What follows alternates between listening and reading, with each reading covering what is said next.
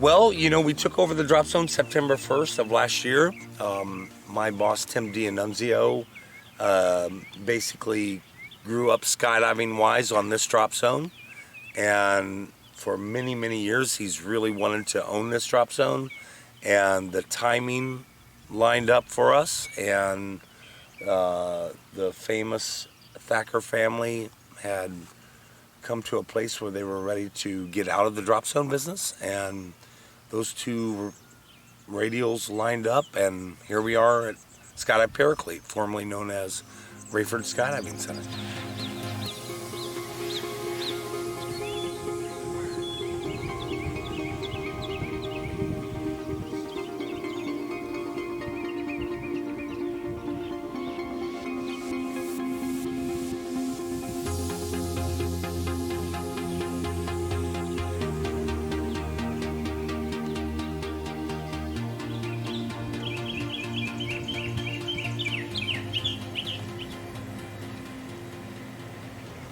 So we're kind of in the main landing area right now. You can see that, you know, it's got a huge main landing area. If we look off to the side, it's the pea gravel pit with the accuracy competition's gonna do its thing. Out beyond that is the swoop pond, where the canopy piloting discipline is very, very big in the world and very big in the United States. And we're gonna have crown a champion out there on Saturday or Sunday of next week. And that's it, man. We've been working really hard for the last 8 or 9 months getting this place ready. Spared no expense. And we can see here the bar restaurant, PK's Bar and Grill, owned by Sunpath owner Pat Thomas. And we've taken the old pavilion and closed it in and made it an indoor packing area. We have several team rooms on this end. Golden Knights canopy piloting team based here, kind of bringing back the status of the Golden Knights training here for many, many years. And our Skydive Paraclete XP School, which is a fantastic program that we have. It includes tunnel time, of course, when you do AFF, and our retention rate is through the roof. Fantastic. We're doing great. Manifest, where all the magic happens, so to speak. And we'll slowly make it out here to our flight line. One of our workhorses out here, the PAC 750. It's just as an operator, a fantastic airplane. And super efficient, super fast, super quiet. It's a great aircraft all the way around. See out here all of our main landing area to the back, but all this is good landing areas as well. Run down by our fuel farm here. We have a lot of tailgate aircraft here because the military loves tailgates, and we have a lot of military contracting, and they stay busy. This drop zone, there's never a day that comes that we aren't flying loads. And the Monday after Nationals, which should be a very quiet day, we will be flying military guys, training for military parachute insertion. Main hangar here, we got CASA's over here. Got a CASA we flew from Australia over here. Just getting new props on it, getting certified in the United States. Got our King Air back there, also getting ready to be a jump ship. Was just a personal aircraft for the Thackers, and now we're gonna use it for jumping, kind of as a backup. But like I said, we have military contracts that this place never sleeps. It's sort of like your hometown, Las Vegas.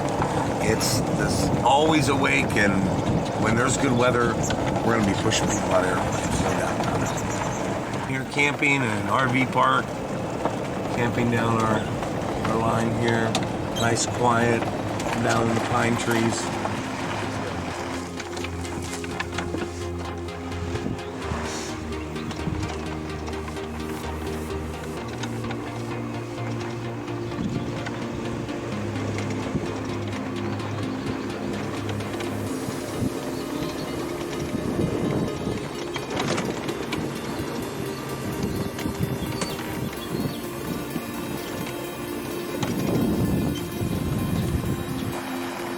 That's it.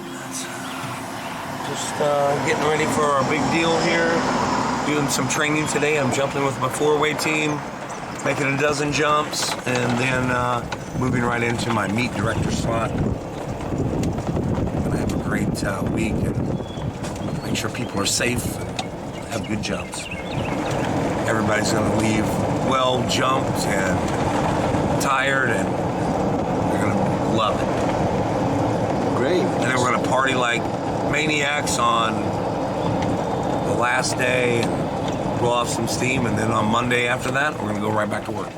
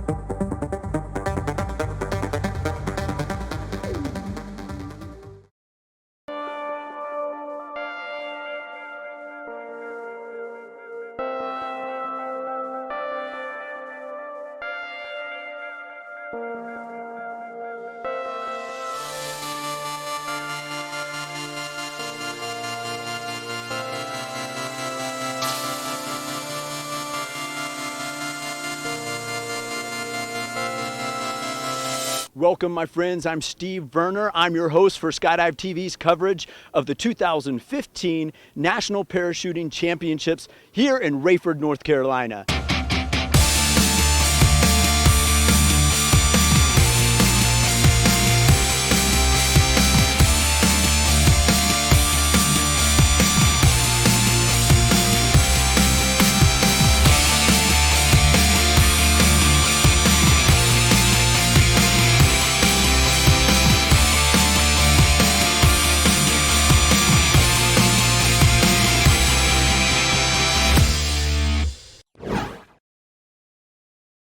This portion of the program brought to you by Rock Sky Market.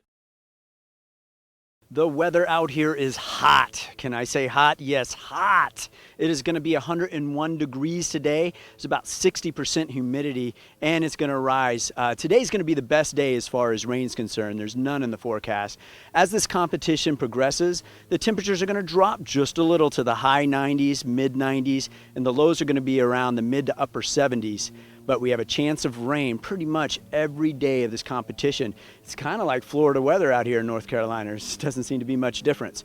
Guys, hopefully it's going to be taken off, and if we're going to go on any kind of weather holds, they're only going to be to let the thunderstorms pass through, and we're going to bust through this competition. I'm Steve Werner. You're watching Skydive TV.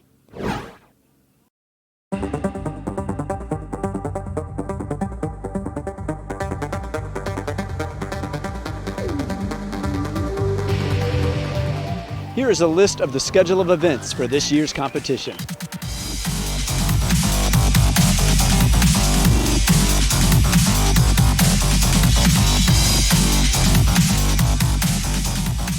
I'm with Meet Director Kirk Werner. He's also the General Manager of Skydive Paraclete XP. Did you declare that this competition will have a heat wave? I did not think it would be this hot in June. I think in the 8 years that I've been here, it's the hottest June that I've ever been to, of course, and it lines up with the U.S. Nationals.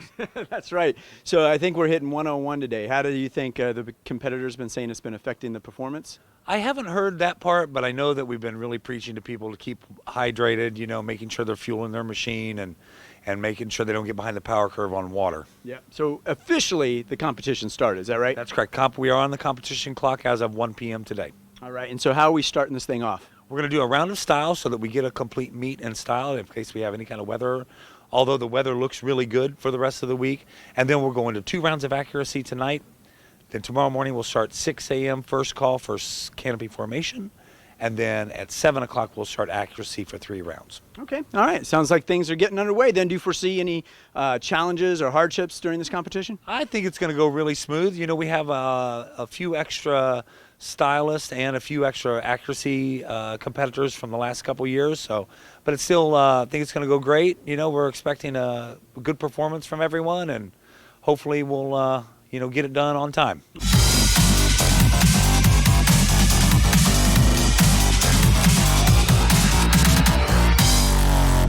Starting off the 2015 USPA National Parachuting Championships is the accuracy event. Here are the competitors.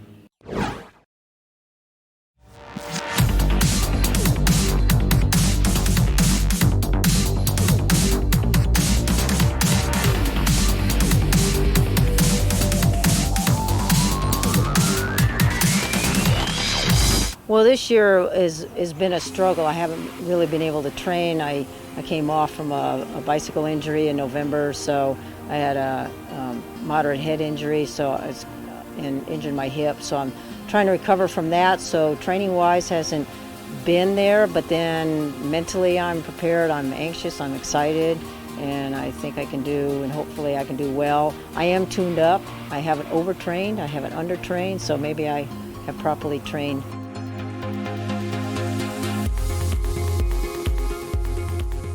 Confidence last year, but now it's the next year, and not everything changes, but it's kind of like golf, where whoever's hot this week will win. So you got to be on your game this week. Last year, really, it's a little bit of confidence over the years, but it's who's hot that week. So, and you never know. Sometimes in practice somebody's real hot, and then the meet starts, and it's just like in any sport. But a lot of people with nerves and this and that. And,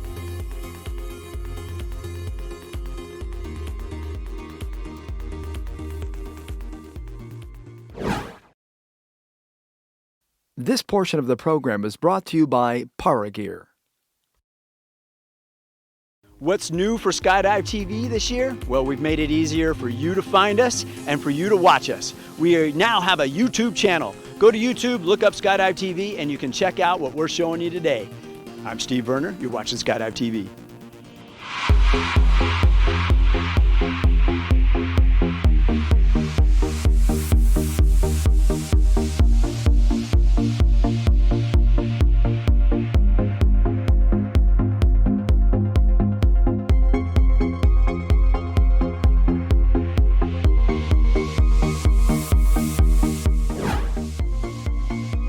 accuracy practice is over. The competitors' briefing is complete. We are now starting round 1 of the accuracy event.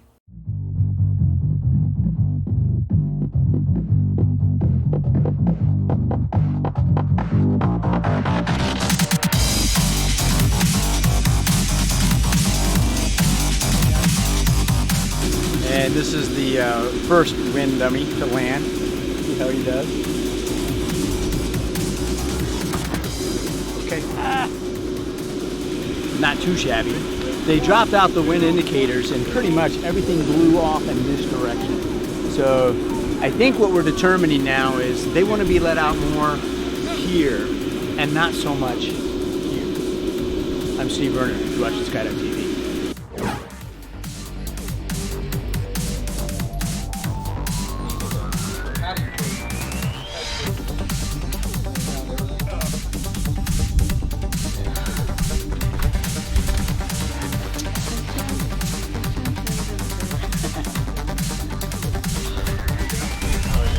You're gonna see lots of dead centers. There's dead center cookies waiting for you guys when you land, so be hungry. All right, we're here about to load the plane for round 1 of accuracy. They're working out their exit order. Okay. This will be a team event here. Okay. Looks like everyone's ready to go. They checked out the winds, they saw everyone land, and it sounds like people are pretty confident about it. Stay tuned. I'm Steve Verner, you're watching Skydive TV. Ciao, ciao.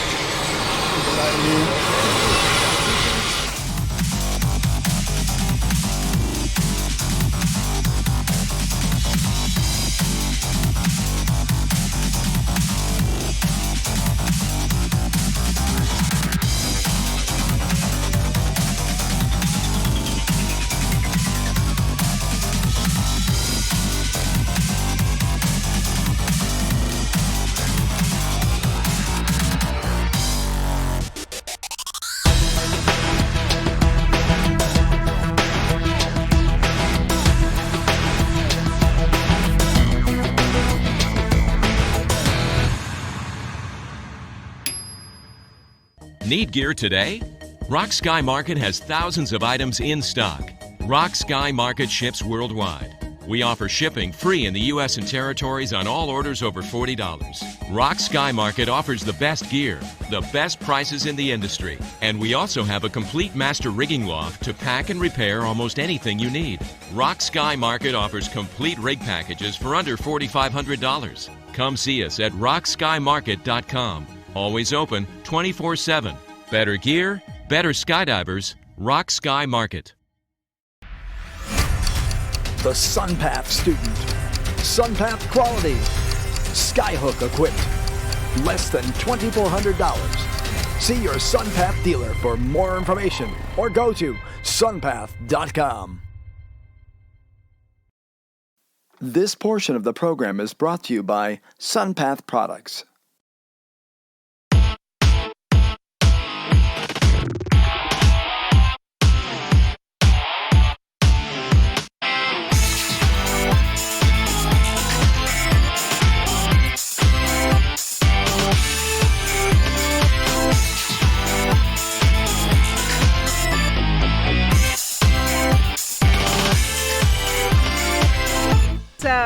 When I touched the pad, it didn't register. The pad malfunctioned. It was a equipment malfunction of the scoring pad. It happens sometimes.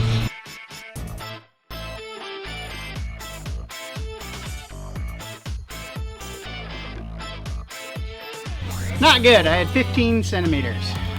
I hit the pad, but out on the edge of it. Couldn't get the parachute slowed down enough. Hit the bottom. I was probably a little too shallow, coming in too fast.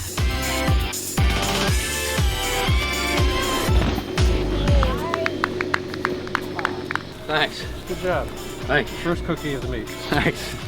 So how does it feel, getting the first cookie? Good. Good, Yeah? yeah. Get the nerves going. Good way to start a meet. Cool. Out. 16 centimeters.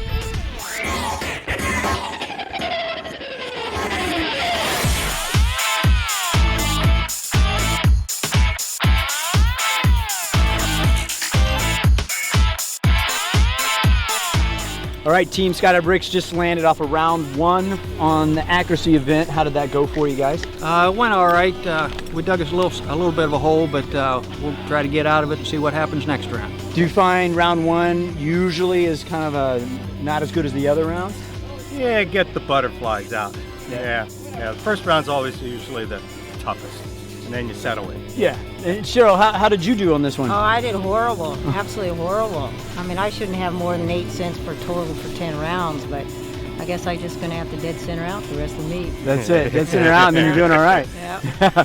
All right, Jimmy. So I heard a siren go off when you hit that tuffet. Yeah. So I guess it's a little early to say that's like a victory cookie, but it is definitely a nice start cookie. Yeah, it's definitely a nice start. Everybody here, I mean, that's the way you want to start a parachute meet. Yeah. Yeah, it's a long meet. It's, you know, you can't win it today or even tomorrow, but you can move yourself back. But And it's good to have it, if some of the team members didn't perform the way they like and you were able to hit a dead zero, it definitely helps out the team. yeah, definitely. I mean, we all, everybody's going to have that round in the meet within the next 8 or 10 rounds. So.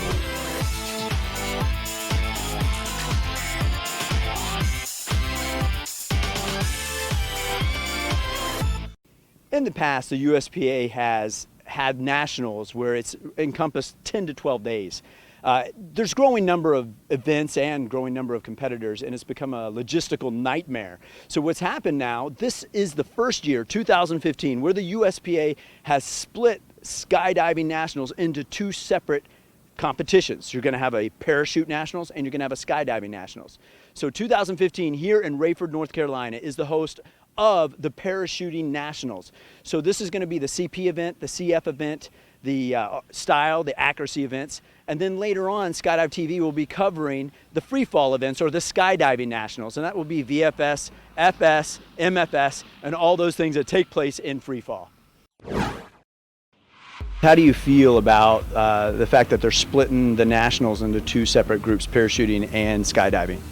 Well, that's what we used to do a long time ago. We had the classic events, style and accuracy, because it was large, and then you had the relative work that did their portion. But now you got so many disciplines, they just can't run the whole meet together. You have air issues, so it's nice to see it split, so everybody's not sitting around for so long. Yeah, gotcha. And then so right now, coming into this event, do you feel because there's not a whole, like everybody with skydiving with the free fall part and the parachuting, do you feel like it's a more relaxed atmosphere, or is it just the same?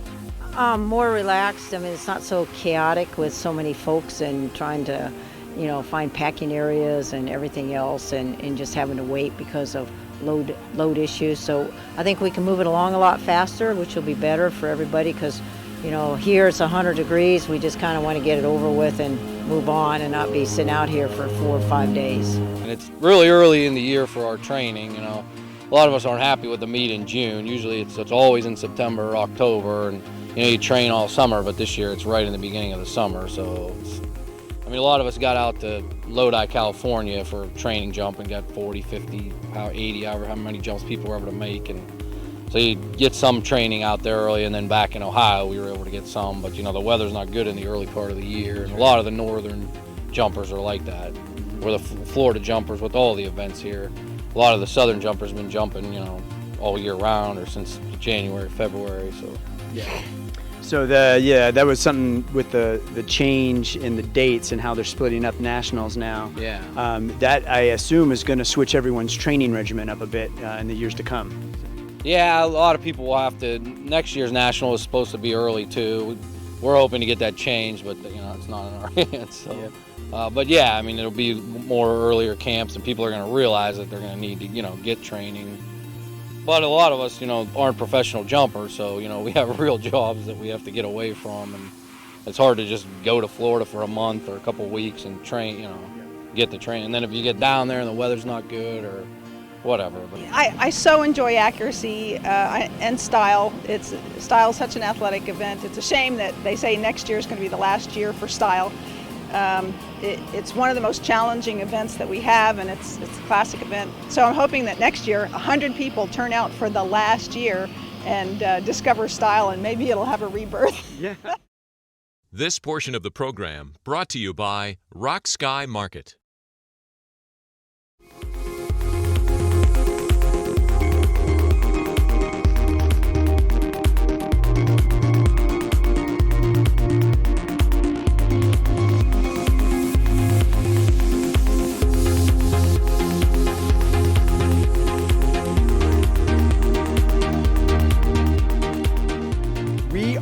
on Facebook and we are on Twitter, guys. Remember to hashtag Skydive TV. You can ask us any questions. You can give us comments. We're watching it constantly. If you have a question you want us to ask a particular competitor, just ask and we will follow up with them and hopefully get that answer for you. Remember, hashtag Skydive TV. It's all one word. I'm Steve Werner and you're watching Skydive TV. The plan at the moment is to have wind dummies in the air at 6:30 a.m. tomorrow. Starting with accuracy, we're going to do 3 rounds of accuracy and then sort of see what's going on and switch to style, and the rest is sort of going to be flexible. All right, well, we'll check in with you as this competition progresses. Thanks, Mary Lou. Great to have you here. Thank you. All right, Mary Lou, she's judging away right now. She is the chief judge at the accuracy competition. We are finishing up some re-jumps right now, and then that wraps up the day. But like she said, we will continue on for tomorrow. We will finish up the accuracy and the style, and also the beginning of the CF event starts tomorrow. Stay tuned, guys. You're watching Skydive TV, and I'm Steve Werner.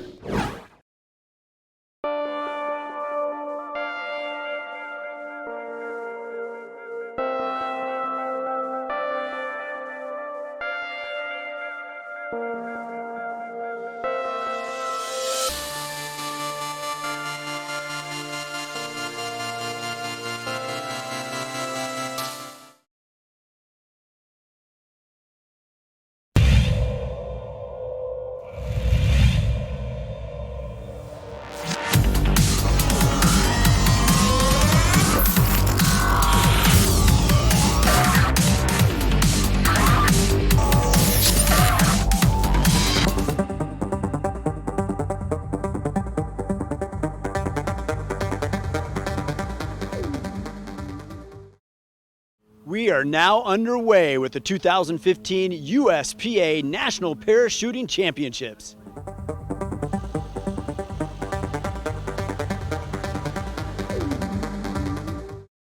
This portion of the program is brought to you by Paragear. Let's see who's competing in the style event.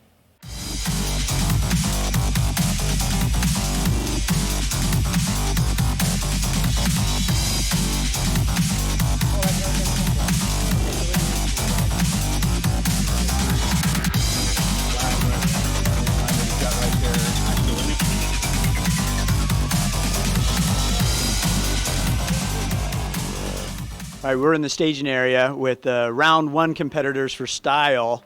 So is it good? Is it Butterfly City? What are you feeling right now, right before round 1? Well, I'm just here to have fun, so I'm just excited. Yeah. Can't wait to get jumping again. Awesome. So what do you find like round 1 is the hardest one for you? Yeah, it's Butterfly City. Yeah, nice. Nervous like everybody else. I just want to do a nice, clean, controlled set. Yeah. All right. So this round, what is the series that we're doing right now? Doing a left set. Can you explain that? So for people that have no idea about style, what does that mean? So we're going to get out, do a left 360, a right 360, a back loop, then do another left 360, right 360, back loop.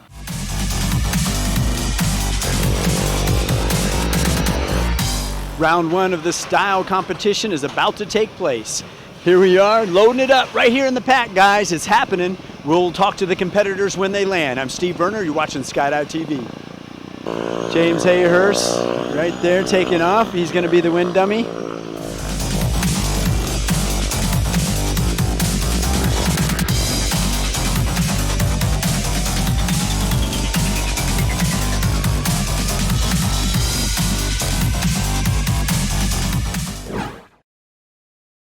We're about to start off the first round of style here at the USPA National Parachute Championships. I'm standing in front of the state-of-the-art VCR camera.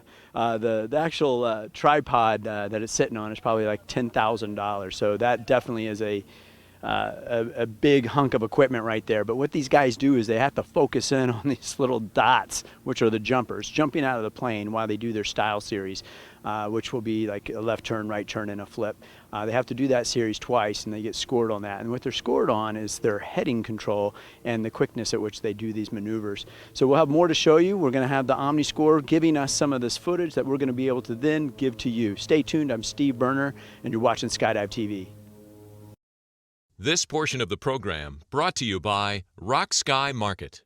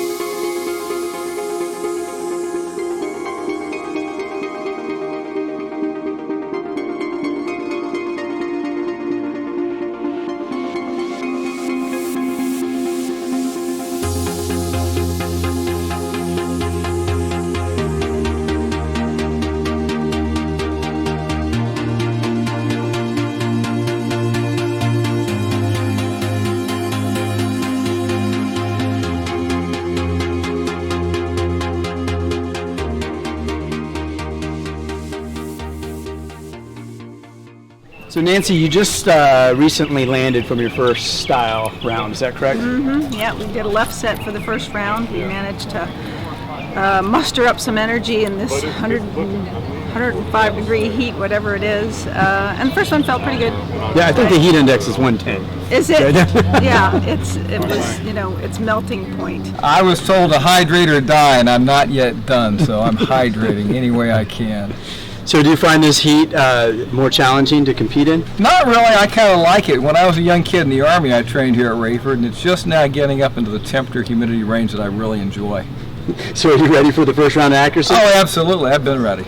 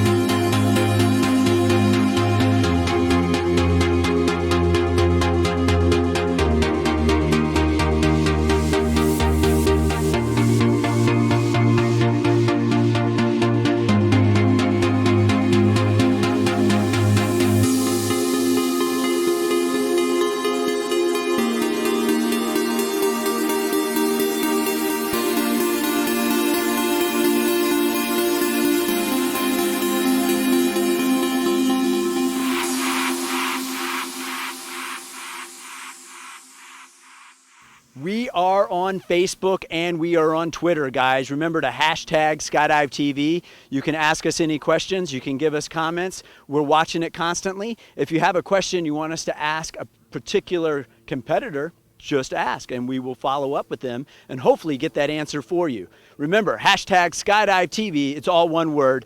I'm Steve Werner and you're watching Skydive TV. The SunPath student. SunPath quality. Skyhook equipped. Less than $2,400. See your SunPath dealer for more information or go to sunpath.com.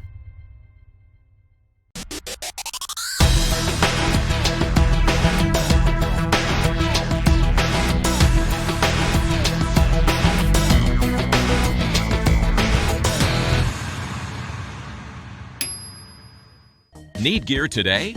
Rock Sky Market has thousands of items in stock. Rock Sky Market ships worldwide. We offer shipping free in the U.S. and territories on all orders over $40. Rock Sky Market offers the best gear, the best prices in the industry, and we also have a complete master rigging loft to pack and repair almost anything you need. Rock Sky Market offers complete rig packages for under $4,500. Come see us at rockskymarket.com. Always open 24/7. Better gear, better skydivers, Rock Sky Market.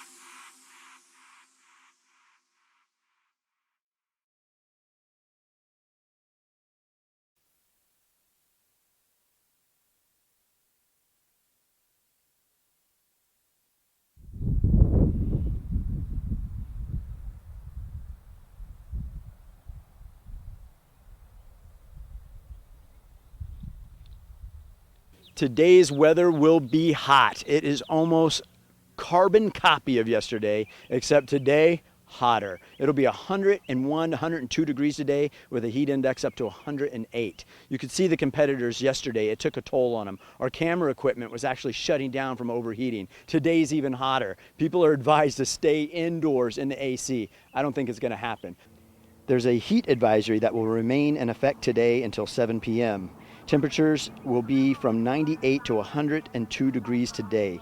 The impacts of this will be a heat index of 104 to 108 degrees. People are advised to stay indoors in air conditioning today. Let's see how these competitors step it up a notch in this heat.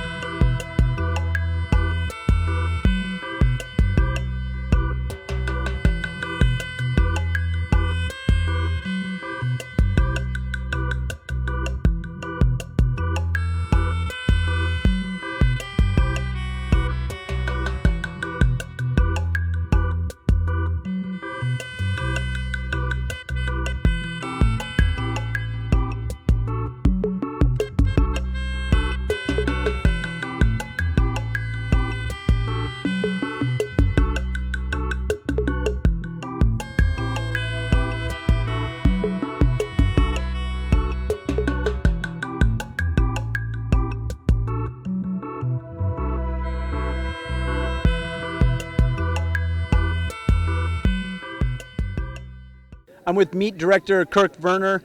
Kirk, it is another sweltering day out here. What are some of the precautions you guys are doing as a drop zone to help these competitors? Well, we're just making sure that everybody's staying hydrated. You know, I had all my water out here for my judges, but I've been letting competitors come and get water, and we're watching them close, making sure that when they're loading, they look like they're healthy and that they're ready to go. So we're just keeping on top of the water intake.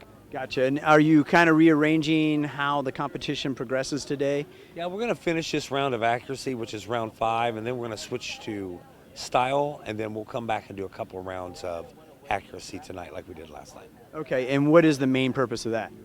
Just so that the competitors can get in good, clean air for the accuracy. With style, it doesn't matter as much. And I'm also trying to limit how many jumps because there are several jumpers doing both style and accuracy. Gotcha. All right. Well, thanks, Kirk. We appreciate it. All right. So another sweltering day. As we said, we have a heat index up to 108 today.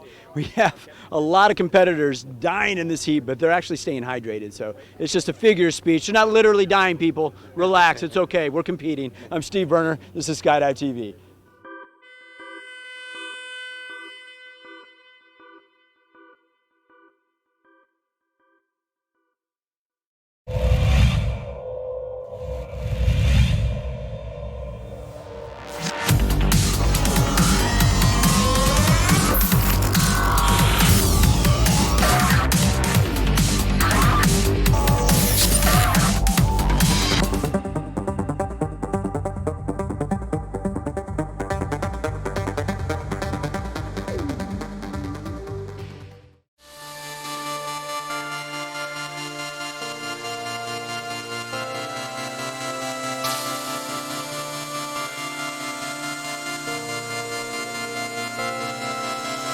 Welcome, my friends. We are on day 2 of the 2015 USPA National Parachuting Championships.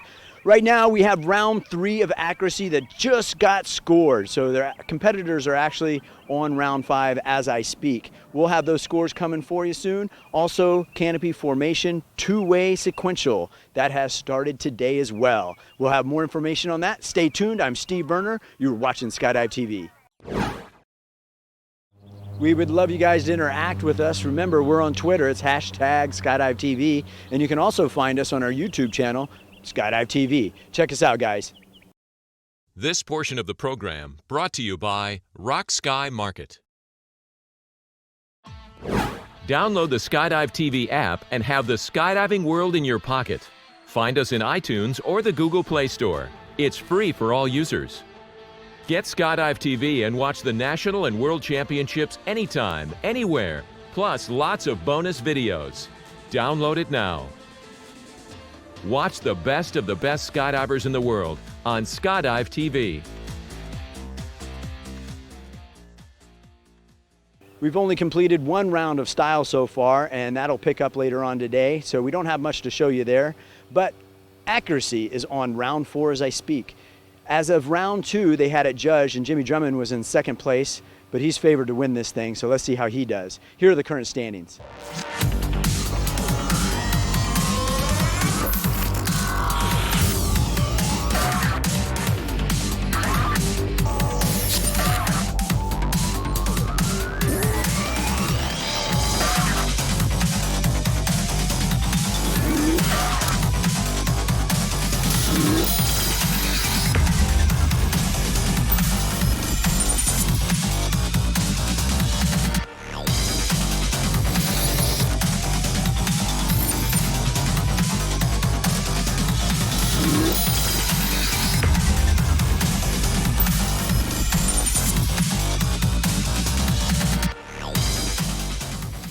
Hey Nancy, we just checked out the scores and we saw that you are leading the pack right now in accuracy. How do you feel about that? I'm trying not to think about it too much. Are you one of the type of competitors who just doesn't really look until the end, or do you look as you go? I peek. You know, it depends. So I just need to, I hope I can maintain those small scores and get some more dead centers. And if I'm under 20 cents, I'll be really happy. Yeah, and I was looking at you guys land on the last couple rounds, and it looked like the winds would just gust up and go away at times. But accuracy? Yeah, in the Yeah, accuracy. yeah. The last round was starting to get a little bit thermally, a little bit bumpy, and so obviously we're stopped until a little bit later in the evening. Right now, it's over limits. It's probably over 7 meters. I'm here with Mary Lou, Chief Judge. Mary Lou, right now the competition's pretty well underway. So can you give us an update of what's happening? I think things are starting to get into a good rhythm. When things first get started, everything gets settled in, and the meet now is going in a good rhythm. The competitors, I'm sure, are getting the rhythm, and I know the judges are. So that's always great.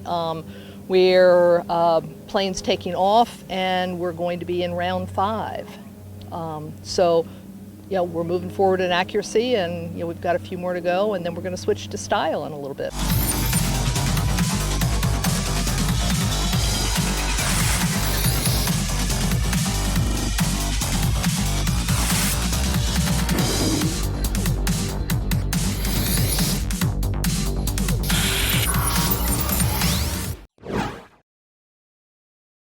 This portion of the program is brought to you by Paragear. So we're in the staging area, and round 4 of style is about to take off. It is a hot day. What they've done, guys, is they've actually put the accuracy part on hold. It's just too hot, and the winds are unpredictable at the moment. So we're just going to knock out another round of style, and then accuracy is going to resume tomorrow. Let's see how these guys are feeling right now. So round 4 is maybe the last jump of the day. Is that right? I think that's right. And then how are you feeling on this one? I feel great. Yeah. So where are you in the standing so far? Have you been looking? I'm in the back of the pack. Yeah, back of the bag. Yeah. So do you feel like, is there someone in particular you're competing against, or do you compete more against yourself? I consider this a training meet. Yep. I'm learning, and there's not a lot of opportunity to learn style in the U.S. Yep. So this is a chance to learn from the best competitors the country has. So Yep. I'm really excited. This is a really great experience. Mary Rose. Yes, I am. So you're here. about to do the final jump of the day, but not the last jump of style, right? No, we still have another one for tomorrow. Okay. We made, with this jump, this is the 6th jump of the day, and we in the middle. Tomorrow you need to do another 6. Ah, gotcha. Okay. And so accuracy will resume tomorrow as well. Are you disappointed that we didn't get any more accuracy jumps in today? To tell the truth, I like it because the weather is not very good for accuracy. Yeah. It's too windy, too hot, it's pamper, so I enjoy style very well. Let's go up. We have a different type of jumpsuits that people like to wear for this, and here's an interesting one here. So what is this material? It's like a latex covered spandex. Yeah. And it's what's nice about it is it's kind of like dolphin skin. You can go faster with it. It's real high, low drag. Gotcha. Low drag. So when you are saying dolphin skin, we're not literally talking, we're going out skinning dolphins, right? No, we're not skinning dolphins. It mimics dolphin skin in the water, where it sheds the boundary layer. Yeah, I just had to clarify that because someone's going to be freaking out there. No, it acts like dolphin skin. Dolphins can swim really fast because they have a unique texture to their skin. Yeah, all right. something like that. Are you ready for this round? Yeah. Yeah. Cool. So you had a bit of a break because of the heat and everything. So do you feel like it's better just to knock out the jumps one by one, or are the breaks okay? The breaks are necessary today because it's just so hot. We've been hanging out in the ladies' bathroom because it's air conditioned there. It's probably 70 degrees in there, and well, it's 100 degrees out here. Okay. So what is the strategy on this suit? There's really no strategy to this suit. This is just my standard demonstration suit that I use for demonstration jumps. It's just a regular twin zip, and I decided to give it a shot, and it's been working out quite well for me. All right, yeah, because I would guess you could grab a lot of air and turn quicker that way, right? Absolutely, just creating more drag to do the turns. I compromise on the dive itself, but I'm learning, so. Yep. This portion of the program is brought to you by SunPath Products.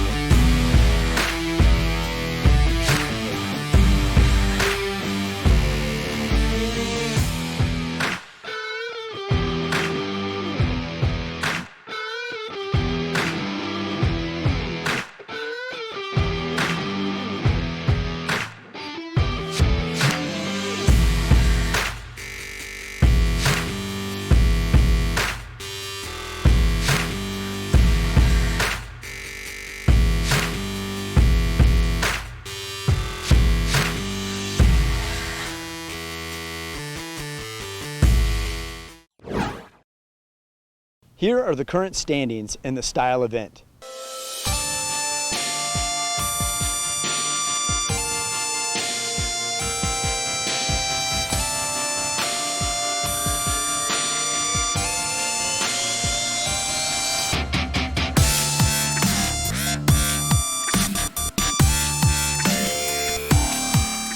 We at Skydive TV would like to express that we do not hurt or kill any animals in the making of these interviews, especially dolphins.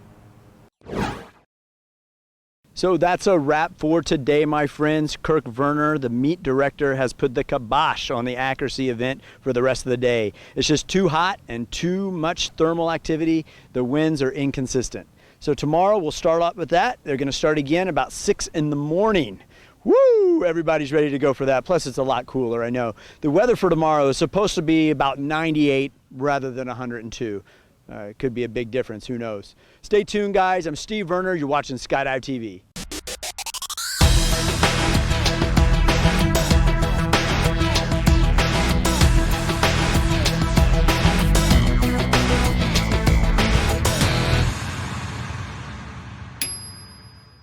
Need gear today?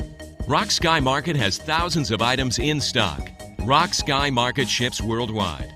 We offer shipping free in the U.S. and territories on all orders over $40. Rock Sky Market offers the best gear, the best prices in the industry, and we also have a complete master rigging loft to pack and repair almost anything you need.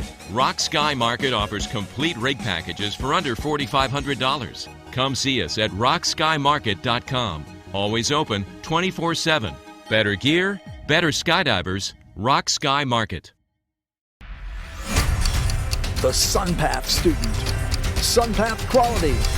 Skyhook equipped. Less than $2,400. See your SunPath dealer for more information or go to sunpath.com.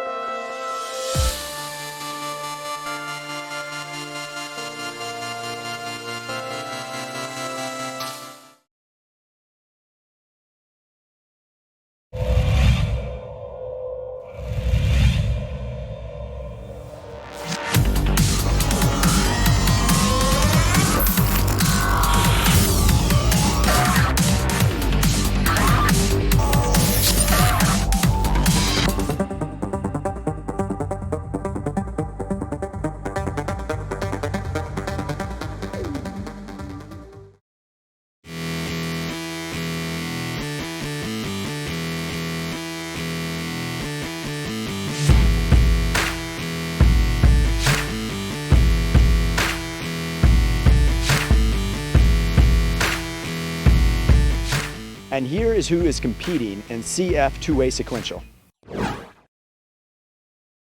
This portion of the program is brought to you by Paragear.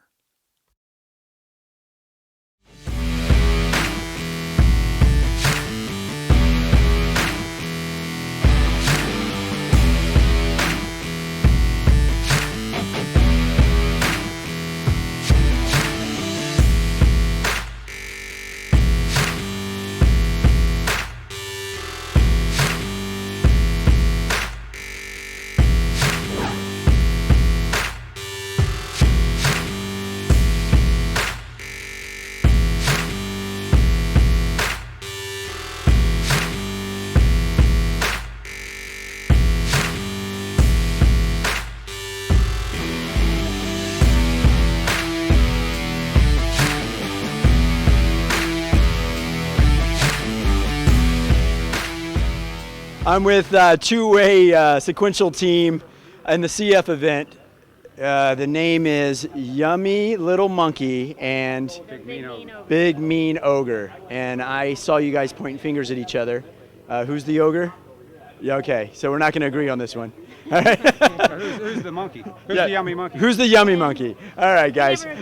So you guys are competing right now. How does this compare? Like, you're in this heat. Like, this is way hotter than it was when you were competing last year. Yeah. So how does that affect you? It hurts. Yeah.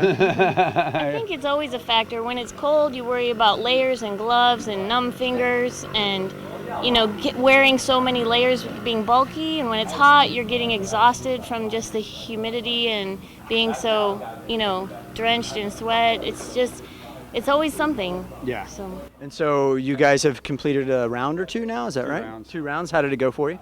Round 1, we're tied 3 10s. We're 10 and 3 other people are 10, so we're competing for 3rd place. Okay. Well, you're fighting hard then. Yeah. We'll check back in with you and see how you guys are going to do. Cool, thanks. Yep, thank you guys. All right, so the names are just sort of endless. It's a long line. Yummy little monkey, big mean ogre. I'm Steve Werner. You're watching Skydive TV.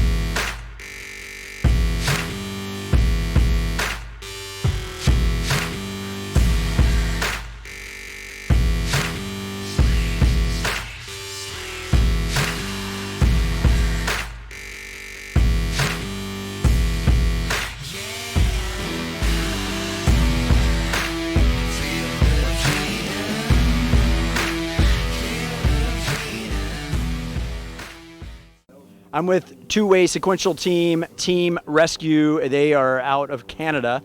Guys, right now you're going round 3. That's right? That's correct, yeah. We knocked off 2 real quickly the first thing this morning, and yeah, we're looking to complete round 3. Do you find it easier to compete when it's cooler in the morning than when the temperatures are going to get up to about 108? Yeah, as the day goes on, the thermals are going to build. So if we can make a big push and get as many rounds as we can in the clean morning air, then that's what we'll do. Why did you guys choose to attend the U.S. Nationals? We were looking for something that fit in our schedule at work, as well as the competition level as being at a fairly high level, so it's challenging for us. Do you find that brings out the best in you when your competition level is higher? Yeah, absolutely. I think for anybody, you know, if you surrounded yourself by good teams that are pushing it, it pushes you. So, and the experience that you get, even seeing the way other teams are doing their business, you can take that and put that in your pocket and bring it home with you. So.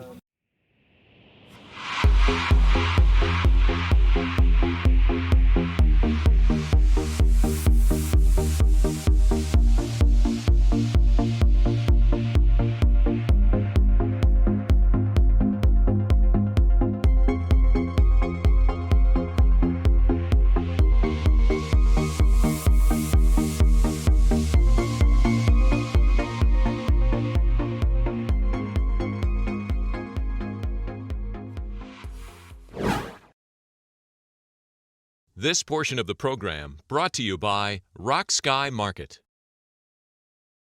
I'm with four-way sequential team, Cutter Wolves.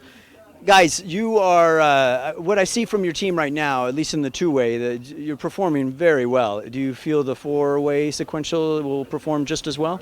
Yes, exactly. We practice for a while here, and we just go for competitive. We need the first team, like a gold medal. Yeah. And so right now you are just practicing for four-way, is that right? Yes, and we will start our rounds after tomorrow. Mm-hmm. And we have a whole camp for practice, and we are ready to this competition. So I've heard a lot of competitors, they feel the heat is quite exhausting on them. Does the heat bother you guys? Actually, they didn't bother us because we used to. And this is a competition we sometimes happen. Yeah. A cold, hot weather. Yep. Yeah, you have to be ready for anything.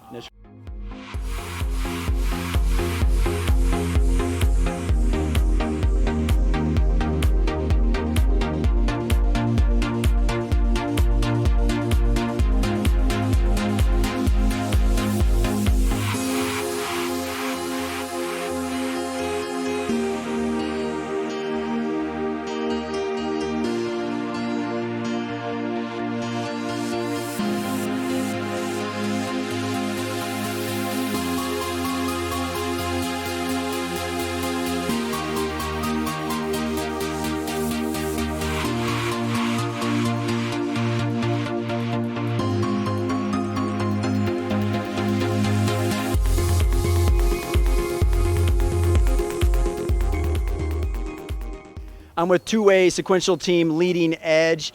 You guys, you're not new to the competition scene, so this time around, what's it mean to you?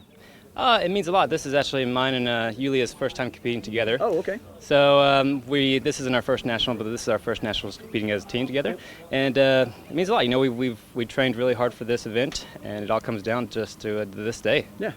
And so right now on your practices before the competition started, did you have a feeling how you were actually going to perform once everything started? We're trying our best, and we're still learning because we're beginners, but we're not that beginners anymore. Yeah. All right. Cool. So how did your first couple rounds go? They went good. Yeah, they went good. Just about the same as how our practice rounds have been going. So that's good. You know, we didn't let the nerves get to us. So, but we plan on hopefully improving every dive.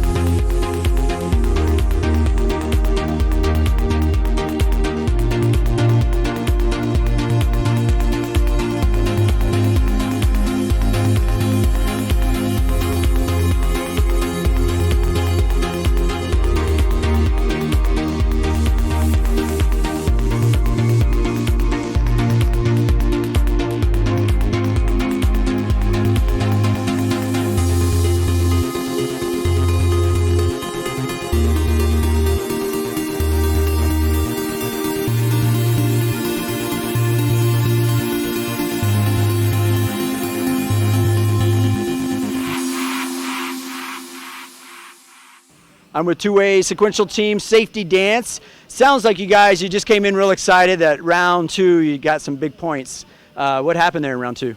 Round two is a 4-1 dive, so 4 moves on top, 1 transition to the bottom. It's normally a high-scoring round, and we're very happy we did well on it. Round 3 was, in my opinion, the hardest dive of the entire event, and we just got through that, so we can relax a little bit, keep more focused, and keep on going. Awesome. So you guys been competing a while as a team, is that right? About 3 years now. And so compared to last year, how do you guys feel like you're doing? We're doing, last year we had one dive, we did an 18, but it was a 5.0 dive, so it's made, world records are scored on that kind of dive. I think we're a little bit more consistent, we have a little bit less room in our transition, so I'm real happy with how we're doing. All right, so do you feel like right now you guys are in contention for that gold? Oh, absolutely. We're trying, we're certainly trying. We don't want to get ahead of ourselves, you know, 1 dive at a time, 1 dirt dive at a time, 1 formation at a time. Yep. So we'll get there when we get there.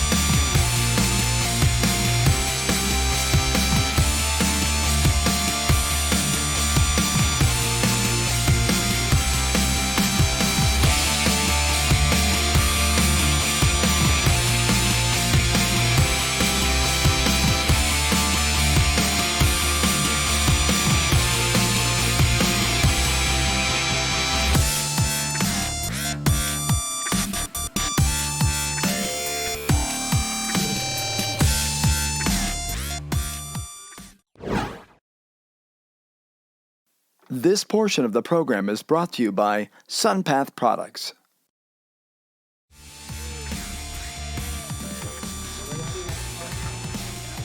All right, right now we got the guys loading for the two-way sequential. This ends it for everyone. There's a couple re-jumps on this plane for various reasons. Things happen, but we're going to join you and we're going to join them on the plane right now. I'm Steve Werner. You're watching Skydive TV. All right, we're on the runway right now. We're about to take off for the last round of two-way sequentials.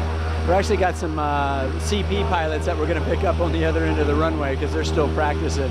Their event isn't for another couple days. But right now, the CF guys, they are hyped up. This energy tends to be up on their last rounds. We'll see how they do. I'm Steve Werner. You're watching Skydive TV.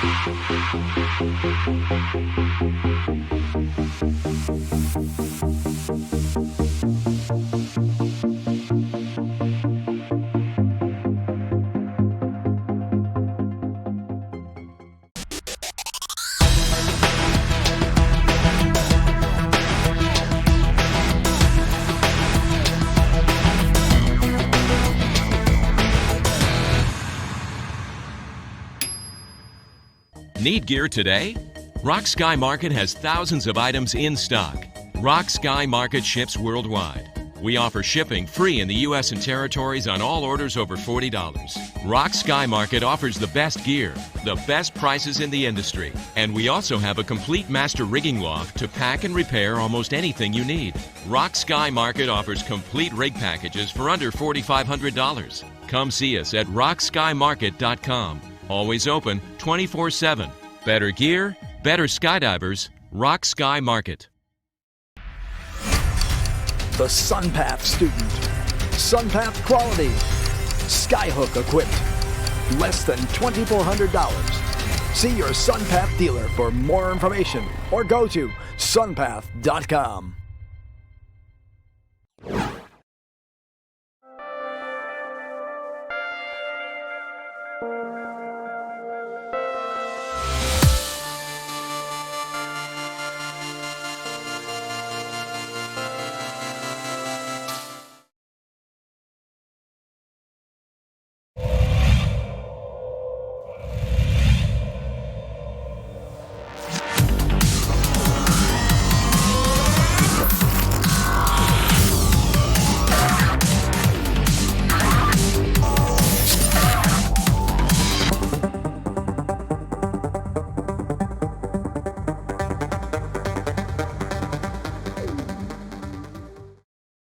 Hey, all my hashtaggers, remember to interact with us, hashtag Skydive TV.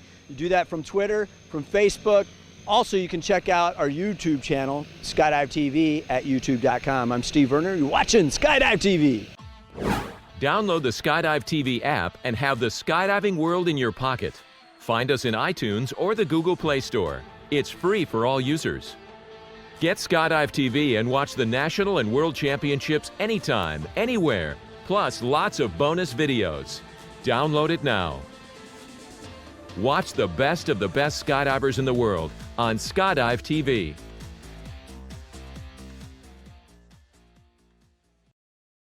This portion of the program is brought to you by SunPath Products.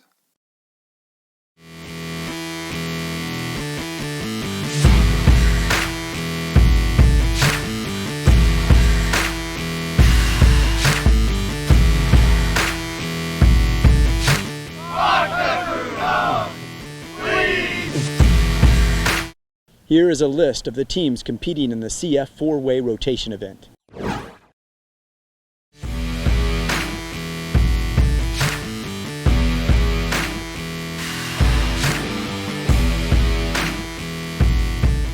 I'm with Team Elsinore, 2 wrapped up, who's about to get on the plane for round 5 of the CF rotations.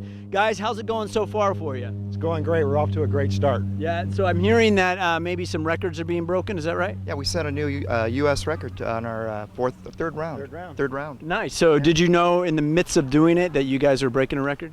It felt like it was a record pace for us. Yeah. And so when you're in the middle of doing it, I mean, like, you guys, you just fall into a rhythm? Is that what happens? Yeah, absolutely. It gets smooth and it gets fast. So I've actually heard some speculation that you may have broken another record. Is that right? Like you broke your own record? Is that? Well, we're trying. Yeah, we're working on it. Yeah. Working on it. Yeah. Not quite there, but we're working towards it. So what do you contribute to the fact that you guys now are like stepping it up and even getting it past the last record? Just training. We've been training and we reached our peak right here, just as we planned.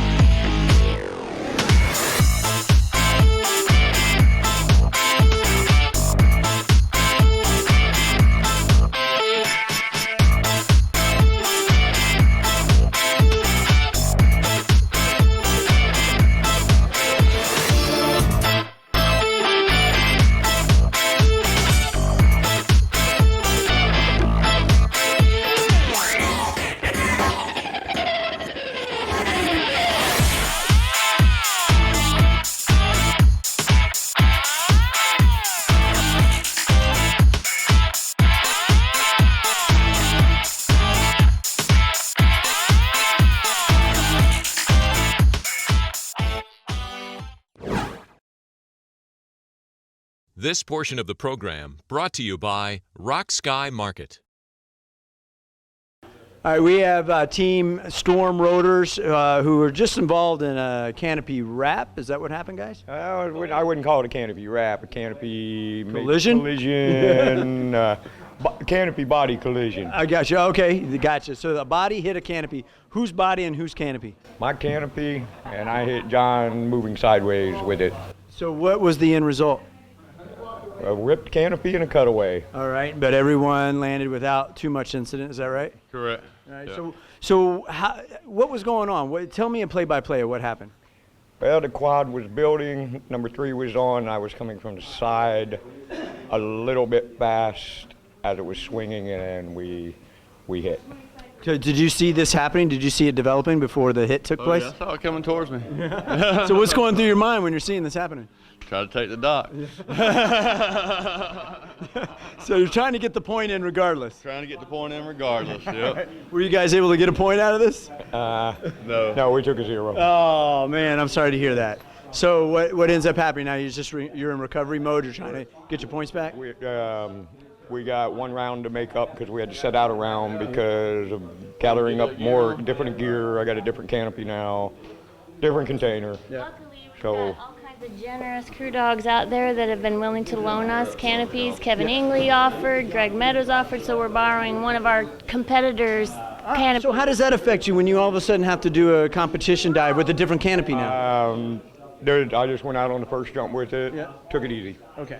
Now I'll go out and see, I'll take it easy on this one, and I'll go from there. Gotcha. Does it affect you guys as a team when something like this happens to one of the members? It does a little bit, but you just have to, move forward. And this crew community is so tight-knit that we've been able to really help each other out. Like when our videographer got injured, we have our competitor who's videoing for us now. Oh. And then when his canopy got messed up, our competitor gives us his to borrow.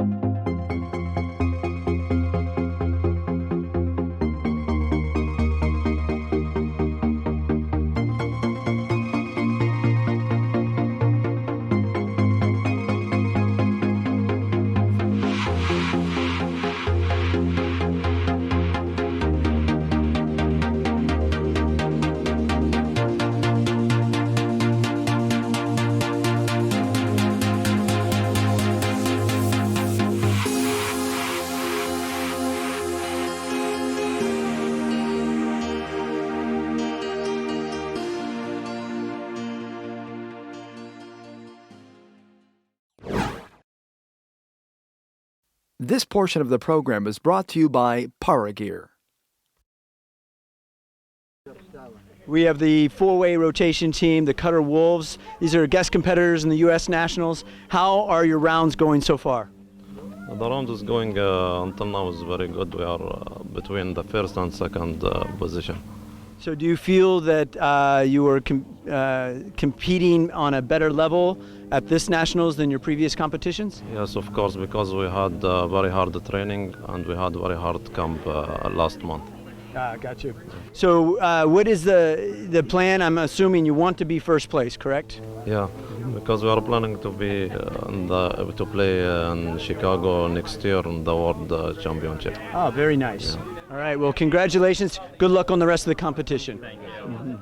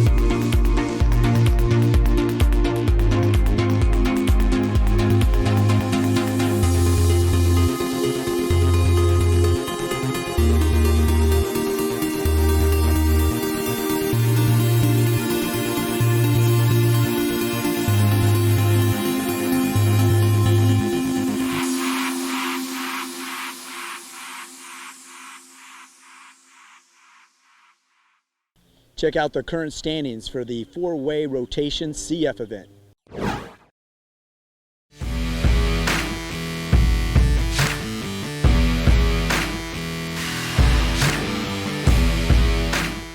So that closes out the day for the 2015 USPA National Parachuting Championships.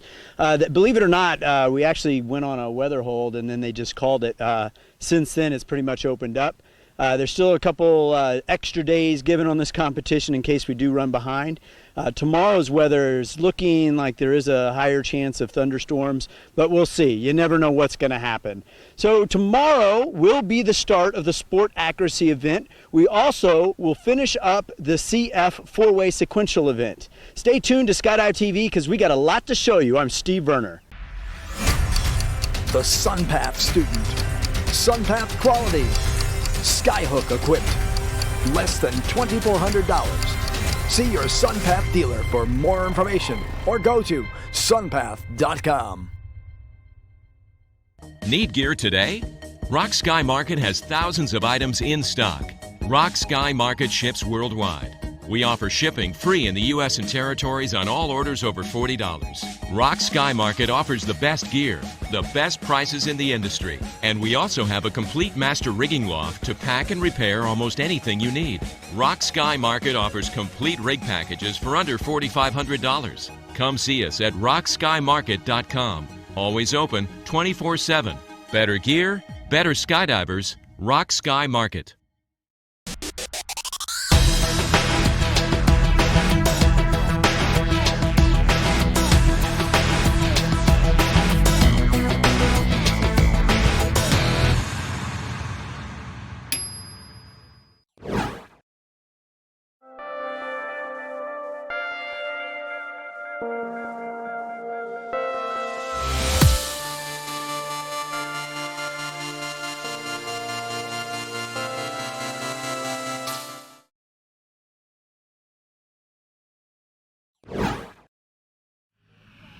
So James, the turnout of, now that we're splitting up the parachuting nationals and skydiving nationals, the turnout on the parachuting nationals this time, are you seeing this as a success and that USPA will probably continue to do it this way?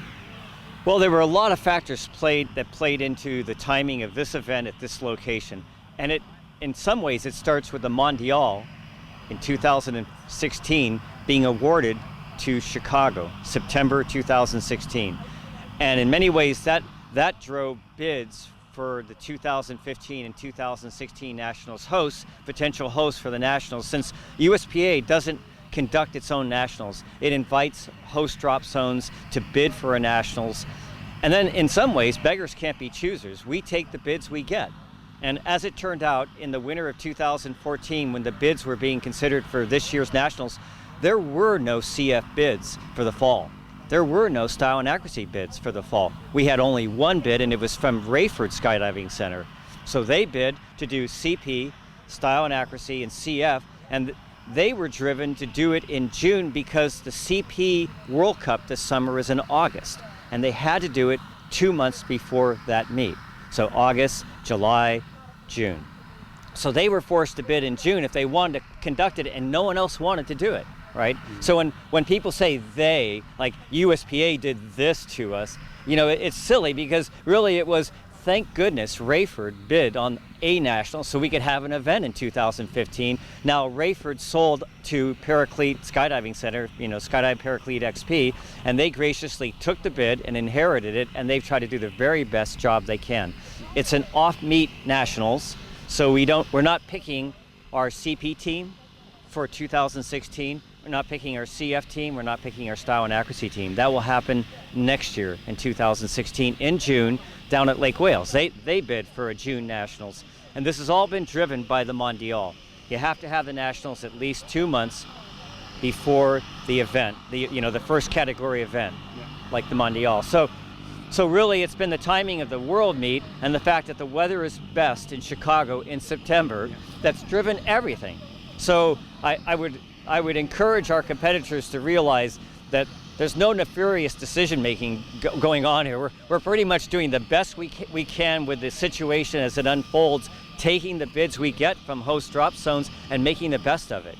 You know, I think what we'll do though is after 2016, as we look to bids for 2017, 18, and years beyond, I think this idea of running the parachuting nationals every 2 years, you know, might get purchased. I think the committee might look at it if the community agrees.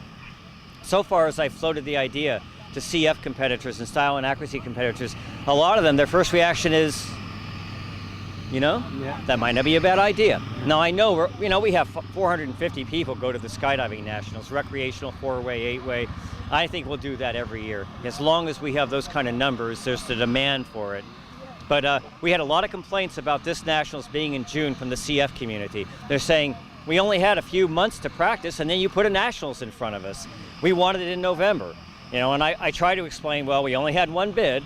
It was from June, it was from Rayford, you know, and frankly, Eloy did not want canopy formation because of airspace considerations. So it's more about the actual drop zones that are out there that are willing to host a parachute nationals. Yeah. So you actually have drop zones that are saying, hey, we'll do this, the free fall skydiving part of it, but we just don't want the parachute part of it. Yeah, exactly.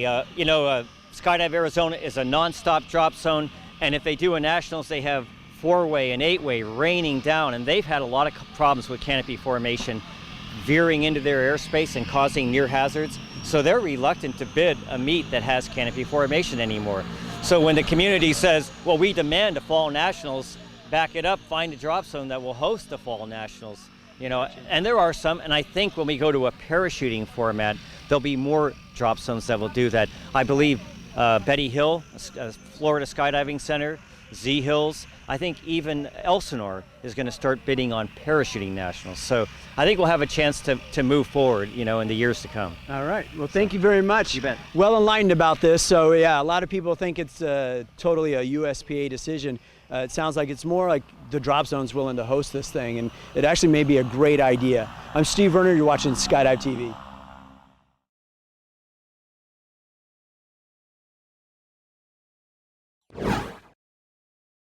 I'm here with James Ahurst. James, we know that this is going to be a year, this competition, where we're introducing, again, sport accuracy. It's on the collegiate level, but so far in the national level, we hadn't seen it take off. So I know that it's a demo event this year. Can you tell us a little bit more about it? Yeah, the committee gave Kurt Werner, the host, permission to run it as a test event if he wanted to. So it's really not an official USPA test. It's almost a test before that. We did it in the 90s quite successfully. The problem is we were doing a Mondial format in the 90s and into the early 2000s. And when you tried to mix sport accuracy with 4-way and 8-way and 16-way and 10-way and CF, it was just too much. It was hard for a meet director to integrate that with so many other disciplines.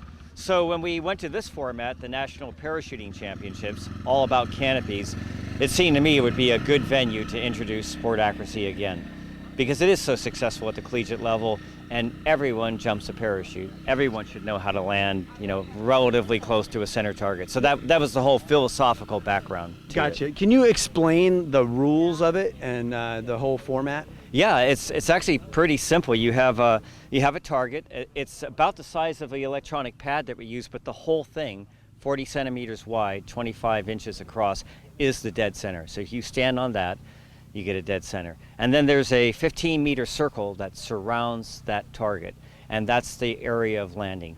And you're supposed to land as close to the middle as you can and contain your landing within that 15-meter radius circle, as if there was a crowd around it. So you're demonstrating not just that you can touch something and fly away, but that you can manage your energy and come to a near stop, land on the dead center, and contain your landing before you get to the edge of the circle. So it's measured out to 15 meters from the first point of contact, and there's penalties. If you fall down, you lose 15 meters. If you run out of the circle, you get 15 meters. So maximum score 45 meters, and perfect score is 0, a stand up on the center. So if you touch the center and you took, like, let's say 5 steps, but you're still within the 15 meters, what kind of score are you getting? You get a dead center, perfect score, yeah. You would have to run out of the circle to get that 15-meter penalty. Gotcha. So. All right, and so I heard that when this got pulled the first time from the national scene, that it's the first time an event that was actually growing was pulled. Is that right? Yeah, but it was a pain for the meet director. It was such a headache to integrate it with the Mondial format nationals that I can understand their issue with it. So it was probably the right decision then, but this is when you go to the collegiates, you don't see that many people doing classic accuracy. Classic accuracy, remains a sort of a senior event. It's really big in Europe, but in our country, you're seeing mostly people over 40 years old and a sprinkling of young people. At the collegiates, so it's the most popular event. More popular than four-way because everyone has a parachute and everyone's expected to land reasonably within a point. Like try to land over here, and they do it. So everyone has a ball, and there's a lot of fun. They're trying to stop the run out, and they fall out of the circle, and everyone, oh my God, you fell, or don't fall down. It's really spectator-friendly event, and I think it has the potential to become our national accuracy event eventually.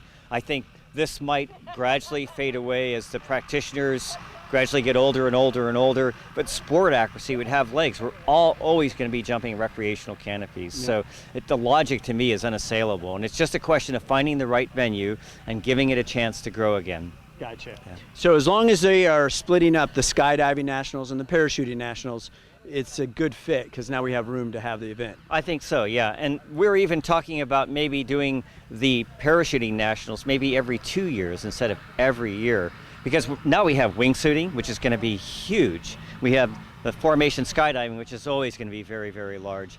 And canopy formation and style and accuracy, you have to ask if maybe we should have a nationals in the off year between the world meet, pick our US team, have a big nationals, everyone saves their money and shows up for that nationals. And then you have the world meet year, and people can do other things on that year. And I think we get larger participation, and people wouldn't. Right now what we see is we have low turnout in the off year when you're not picking a team, and then we have bigger turnout the next year. And people like to have a fall nationals if they possibly can.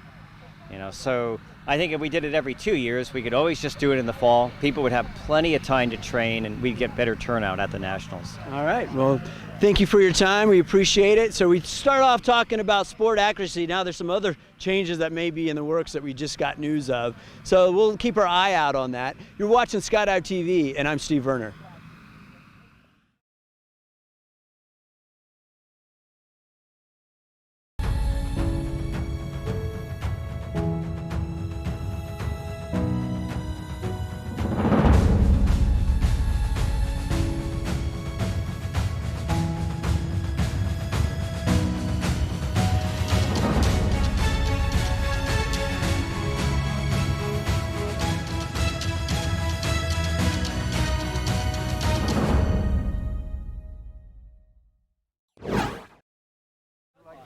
I'm with Team Skydive Ricks and Classic Accuracy.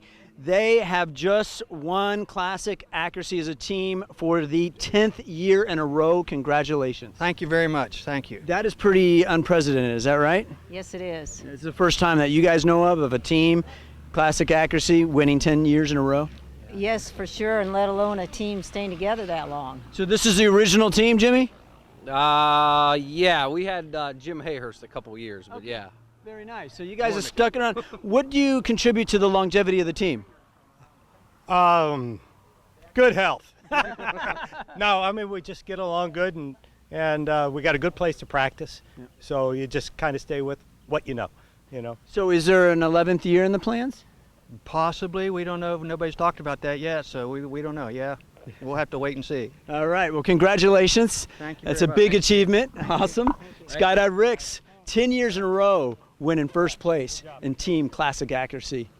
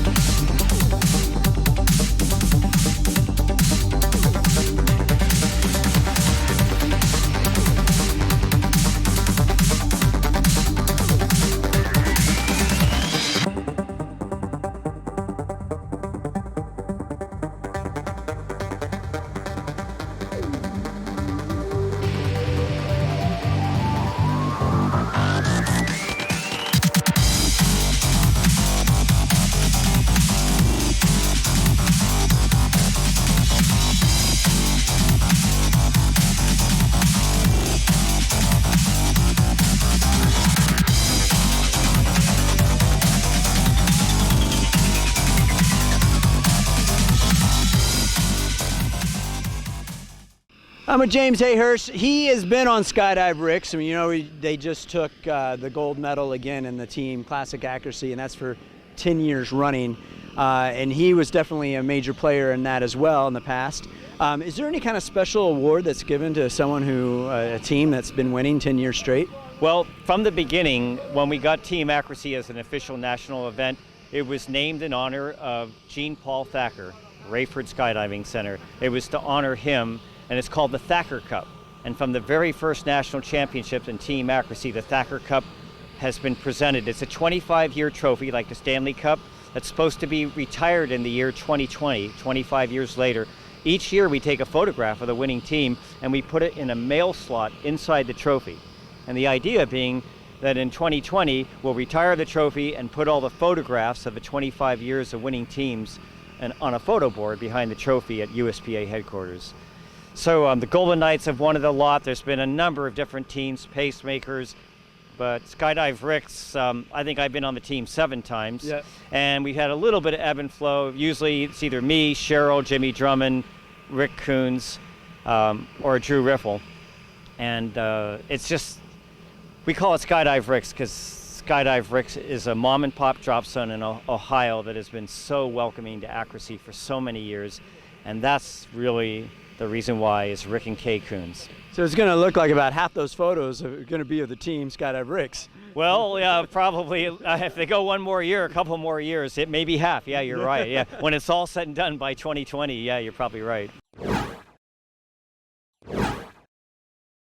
A lot of our viewers have been inquiring about a U.S. national wingsuit competition, and we decided we'd go straight to the source, Jimmy Hayhurst. We want to know, is there going to be a U.S. Nationals in wingsuiting? Almost maybe for sure, we think. No, the board, the USPA board, approved the discipline of wingsuit flying, both acrobatic, two-way acrobatic, and performance flying. And we sent our first U.S. team to the World Cup in Netherhaven in May. What the board allowed was last-minute bids to be presented at the summer board meeting coming up in July at Hartford. And if the board receives bids, then they'll accept it, and we'll have our first nationals in probably November.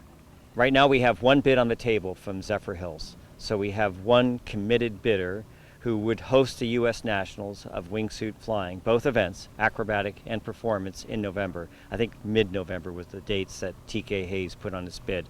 And I also have feelers from 2 other drop zones, possibly Chicagoland and possibly Elsinore, that are interested in possibly bidding. I haven't seen bids on the table yet, but they've told me that they're interested and they're putting it together.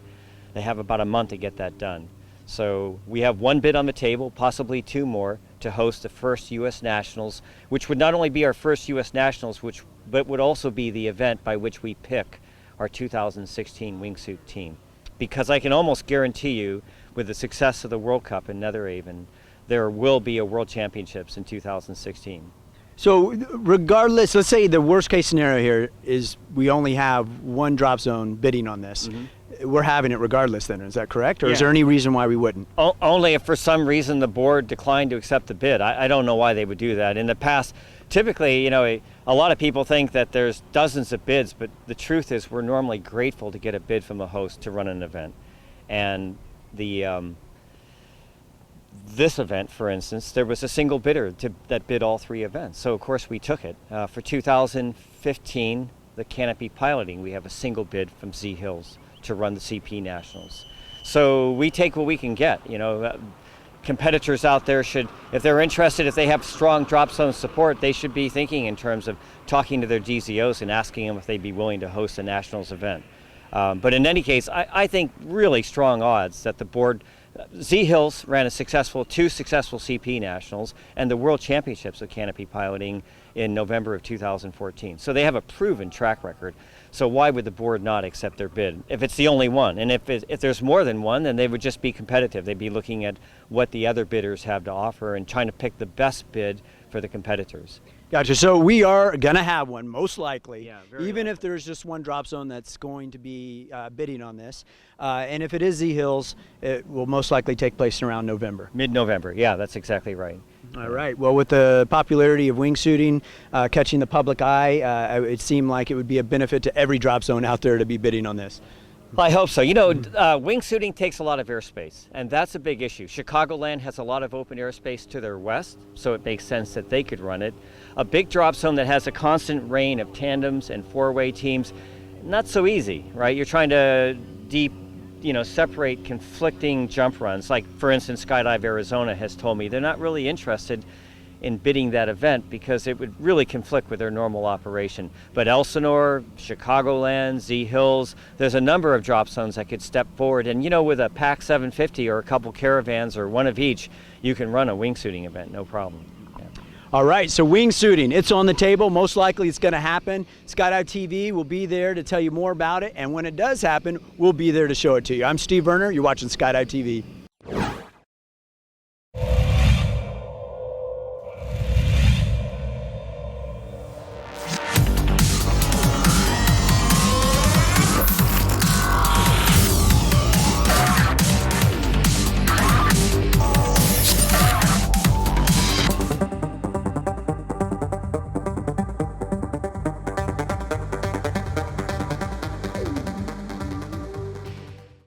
Welcome, my friends, and good morning. We are starting day 3 of the 2015 National Parachuting Championships here in Rayford, North Carolina. Our host drop zone here, Skydive Paraclete XP, doing a great job. The competitors are starting with the CF event 4-way sequential today, and we're finishing up accuracy and style. Stay tuned. We got a whole lot to show you. I'm Steve Werner, and you're watching Skydive TV. This portion of the program brought to you by Rock Sky Market.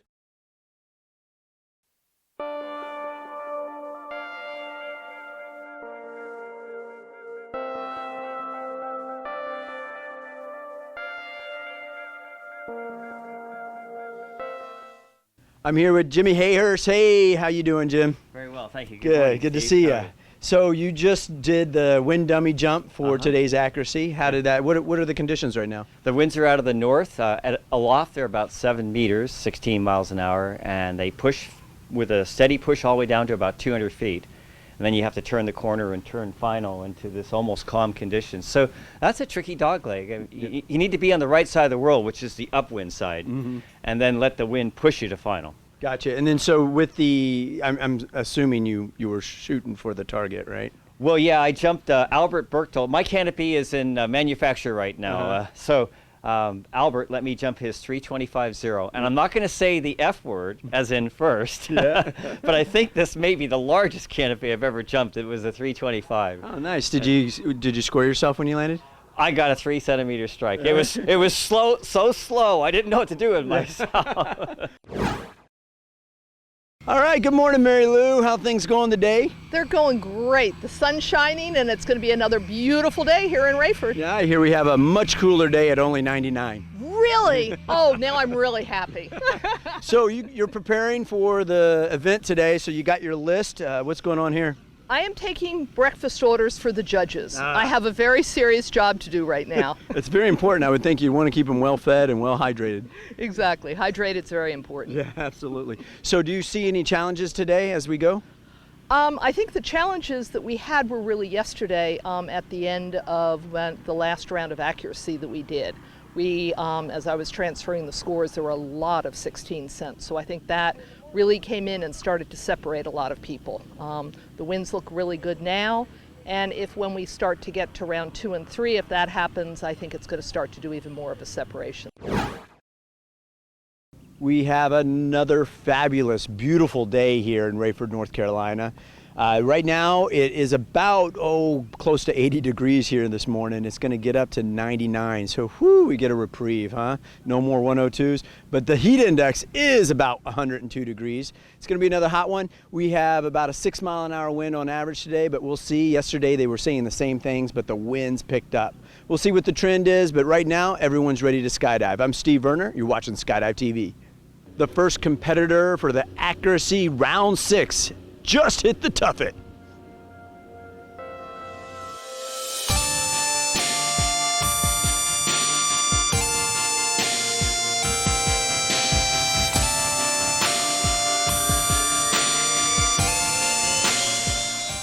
we had a really good run for you this time. It looked like you got dead center and earned yourself a cookie.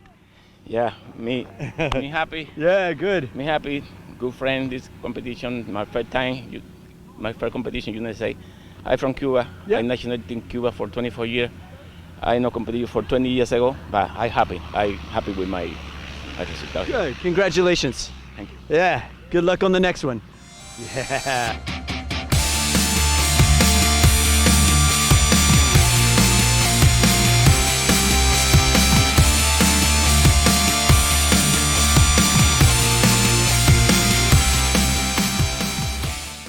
I'm looking at this as the 2 5-round meets since I blew the one on the 5th round. So every day's a new day. Did you redeem yourself on this one? I'm back to getting my 2-cent strikes, so I'll take 2s as good for now, and we'll get ready for next year's nationals. This portion of the program is brought to you by Paragear.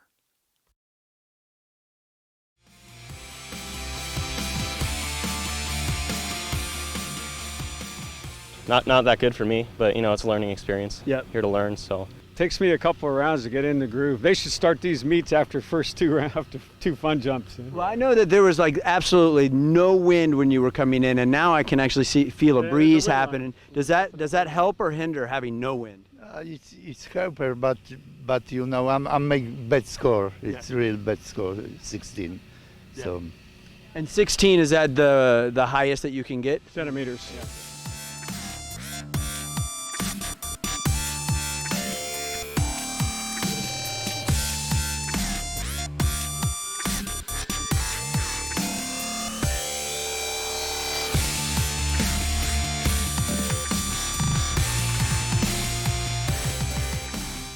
Challenging. The upper winds are hard right down to about 1,000 feet or below. At 1,000 feet, I wasn't moving forward. I was just coming straight down. When you turn in, you got a nice approach. The canopy continuing to move, and the air is nice, cool, and thick like it is this morning.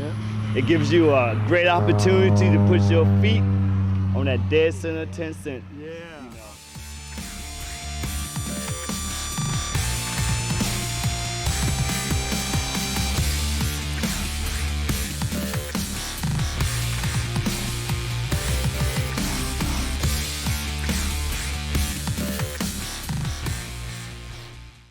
I'm with Team Makes No Sense here after round 6 of the Classic Accuracy event. So I saw you guys land. You can see the concentration on your faces when you're coming in. What's going through your mind right there on the last like 25 feet or so? Just look for the 0-0 and forget everything. Try to do the best. And I'm happy for 1 penny. Yeah, very nice. Congratulations. How did you do on this round? I had 2 cents. That's very respectable. I'm happy with it. Yep. So as a team, are you guys performing usually on par? That was a pretty good round for us. We had 9 centimeters total, so that keeps us in good stead, I think. Well, you always hope that you'll do better. You envision yourself doing better, and you know, you just have to be in the moment for each jump.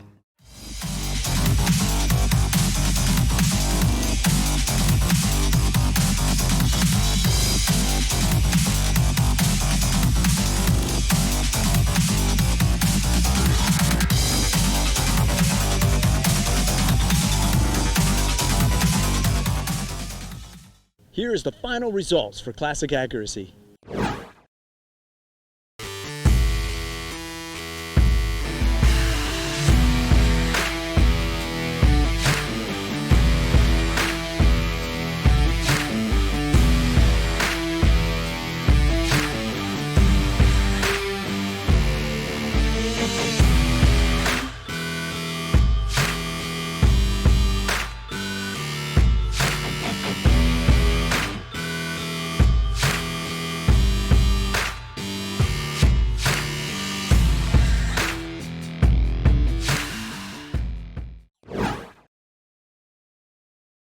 This portion of the program is brought to you by SunPath Products.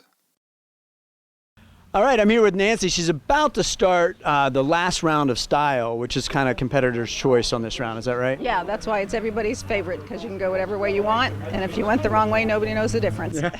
So what's your plan on this one? I'll probably go with a left cross because I like left, and when you do a cross, airplane, you're less likely to arrow into your third turn because you're going in the opposite direction. Gotcha. And so with this, I see that you're on the scoreboard there. You're kind of neck and neck with Cheryl Stearns. You think this is the one where you're going to move ahead? On style? Yeah. You know, we're apart by tenths of a second, but in style, tenths is like a mile sometimes. She's got some really fast base times. My base times are a little slow compared to what I used to do. I'm not real current with my style, and so we'll see. Right. I just want to turn clean.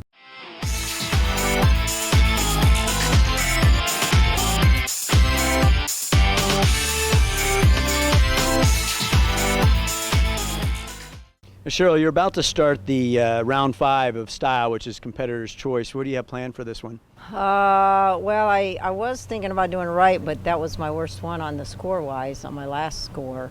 So I might try a left and then just see where it falls. Yeah. And if I'm don't try to do an arrow for undershoot, then I might go the other way. So I'm going to try a left. Okay. And let's just go with that. Do you ever find yourself where you change your mind at the last second? I do. Depending on, I'll train one. I mean, the specific ones I definitely do not change because you'll get a zap. But on the last one, I kind of go with what I trained on. But if it's really a penalty that I will get, then I'll make a cross out of it. Yeah.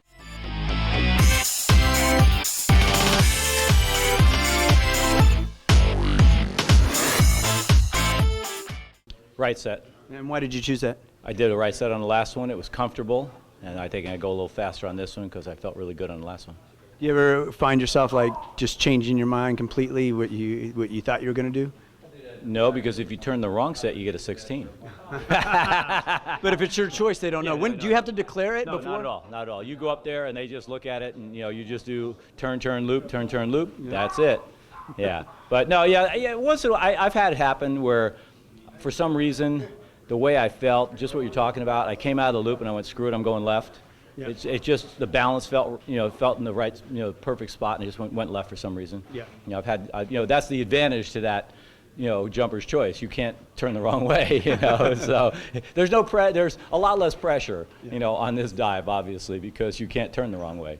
So. And in this competition in style, are you performing better than you had anticipated, or are you on par with everything? Yeah, I'm in a better place. Truthfully, because there are a couple guys aren't here. A couple guys didn't compete, so I'm in third right now, and I'm hoping to stay there. All right. Well, The good two, luck to that. Miho and Tony, the two ex-Golden Knights, apparently they've been practicing a little because they're kicking my butt. It'll make your work cut out for you then. Exactly. I told them, I said, hey, you guys got to slow down, man. You're making me look bad. Yeah. Awesome. Well, congratulations and good luck on the rest of the comp. Thanks, brother. Appreciate it. I'm Steve Werner. You're watching Skydive TV.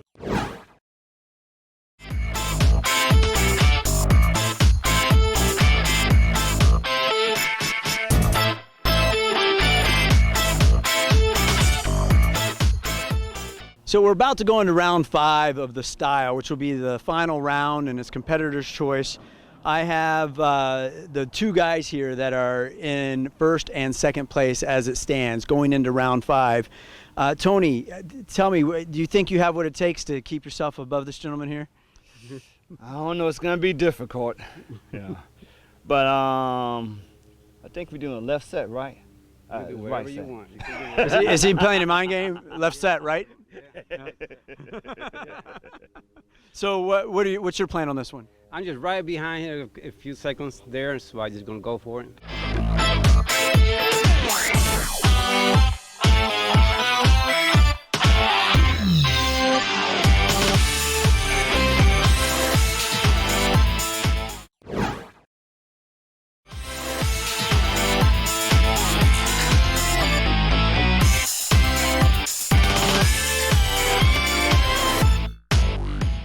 Here are the winners for style.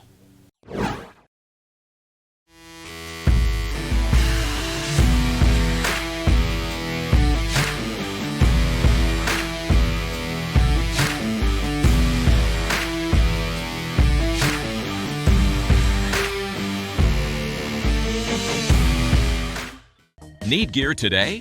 Rock Sky Market has thousands of items in stock. Rock Sky Market ships worldwide. We offer shipping free in the U.S. and territories on all orders over $40. Rock Sky Market offers the best gear, the best prices in the industry, and we also have a complete master rigging loft to pack and repair almost anything you need. Rock Sky Market offers complete rig packages for under $4,500. Come see us at rockskymarket.com. Always open 24/7. Better gear, better skydivers, Rock Sky Market. The SunPath student. SunPath quality. Skyhook equipped. Less than $2,400. See your SunPath dealer for more information or go to sunpath.com.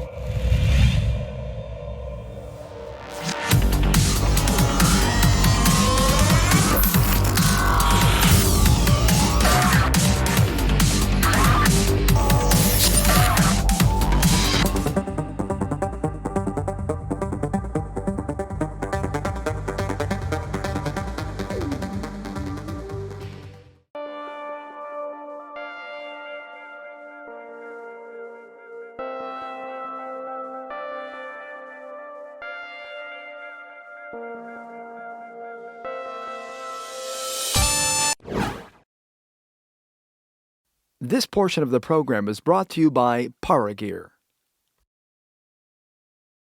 Welcome, my friends, to Day 4 of the 2015 USPA Parachuting National Championships. I'm Steve Werner. We have a lot to show you today. We will continue with the four-way CF sequential event as well as finishing up the Classic Accuracy. Today will be the start of the Sport Accuracy event, and it's promising to be a nice day today, probably around 98 degrees. There is a chance of thunderstorms, but hopefully there'll be some little clouds out there providing some shade for us. It's much needed relief. It has been hot here in North Carolina, but Skydive Paraclete XP has been doing a great job hosting, giving out water, and keeping the competitors cool. Keep watching. I'm Steve Werner. You're watching Skydive TV.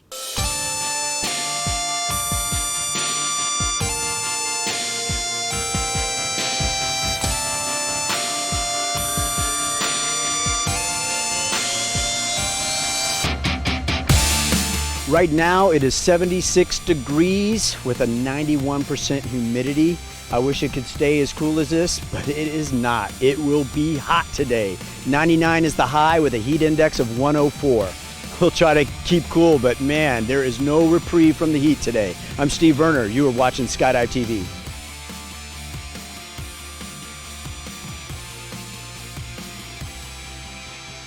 Well, the last group of competitors for round 9 of Classic Accuracy have just landed in the plane. We do have some weather moving in. You can see a low cloud layer right here. So hopefully this will burn off. We're right here at a real close to the dew point temperature. Super humid today. We'll see. Hopefully these guys will get up a little bit later. I'm Steve Werner. You're watching Skydive TV.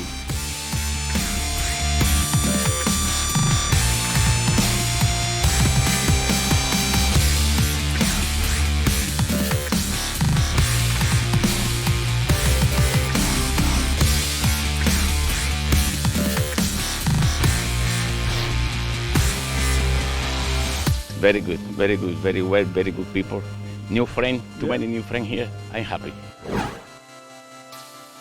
Jimmy Drummond's coming in for round 9. He is actually, he's in contention to get a U.S. national record for finishing in single digits. So if he can maintain a single digit finish on this, he's got the record. Jimmy Drummond just landed from round 9. You had a lot on the line here in this competition, not only to win the competition, but also to set a U.S. national record. How's that going for you? Not good after that one. That ties it, so I need a 0 to just tie it next time. Okay, what'd you score on this one? 3 centimeters. So what does that put a lot of pressure on you, thinking, man, to tie it, I have to get a dead center? Yeah, you don't really worry about the national record as much, just to do as good as you can on each jump. And I might have got there 6-8 feet high there, and with the thermal and whatever, I just had trouble holding it over and had to turn it right at the very end, but luckily got it. I was hoping it was a 2. I knew it was outside and to the left or the right, so. Well, regardless, you're still in really good position to get the gold in this competition. Yeah, hopefully have a good one next round and see where it falls. All right, thanks a lot. Guys. So he's now tied. He's tied with Jimmy Hayhurst, as a matter of fact, for a national record. So if he gets a dead center on this next round, Jimmy Drummond will tie the national record with Jimmy Hayhurst. I'm Steve Werner. You're watching Skydive TV.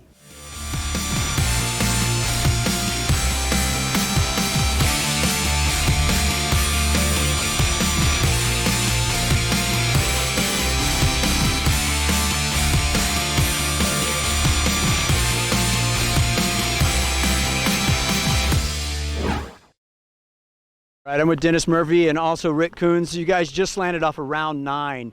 There's a little more at stake than just this competition, but can you tell us what's on the line here? Well, according to the comp committee, it's the slot on the 2014 team that was invited to the World Air Games in December. Yep. Yeah. And so what does this mean for you if you end up winning this above Dennis here? I guess we'll get a chance between Dennis and I to go to Dubai in December for the meet over there. Okay, and so you were just telling me earlier that more importantly for you, though, is this competition. Is that right? I could be the overall U.S. champion if I keep my act together. So do you know what you scored on this one? 2 cents. Okay, and what about you, Rick? 3 cents. So that actually puts you guys tied. You're neck and neck now, and it's all going to come down to round 10. Right, that's for third place right now, depending on what Drew and Jimmy did. Okay.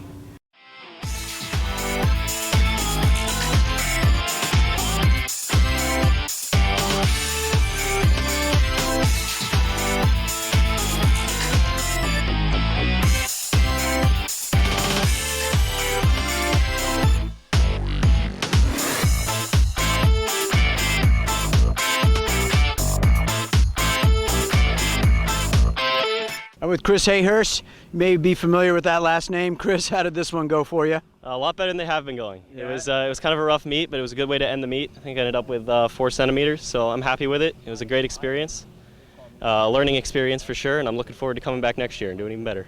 It's fun. It's a challenge. You know, it's you see these guys swooping, and it's just as hard, just as challenging.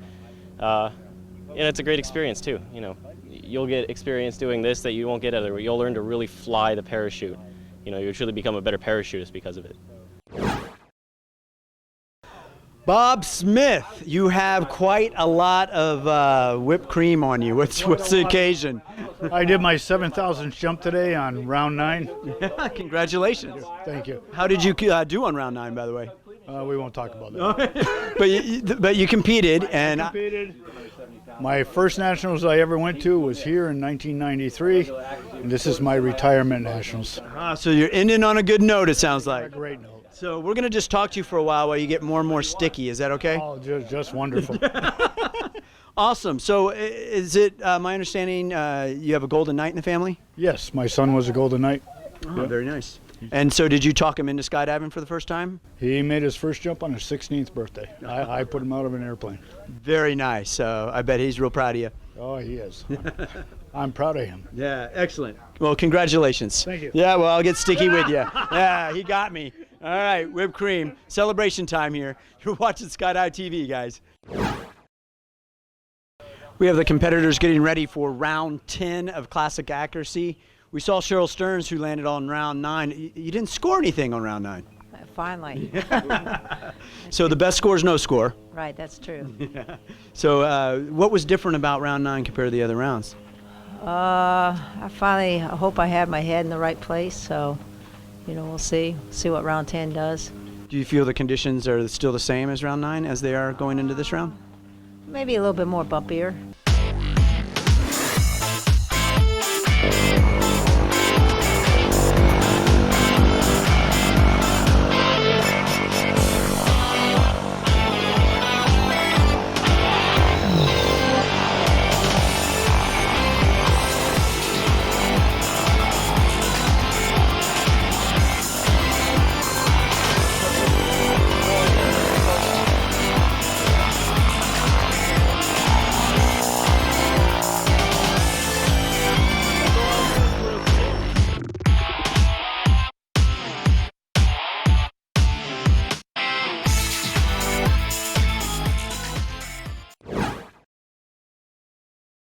This portion of the program brought to you by Rock Sky Market. Round 10 of Classic Accuracy just took off. Kirk, are we running on schedule?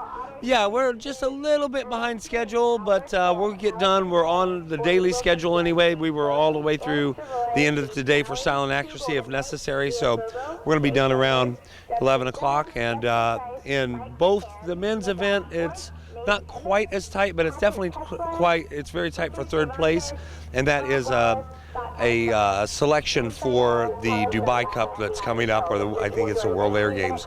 But the women's event is really tight. It's Nancy LaRiviere's got Cheryl by 1 cent going into the last round. Doesn't get any better than that.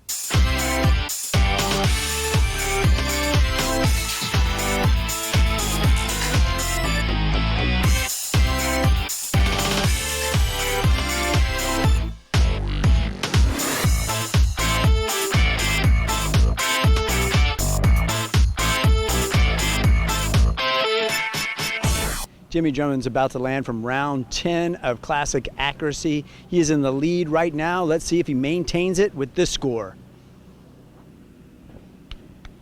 We're waiting for the score.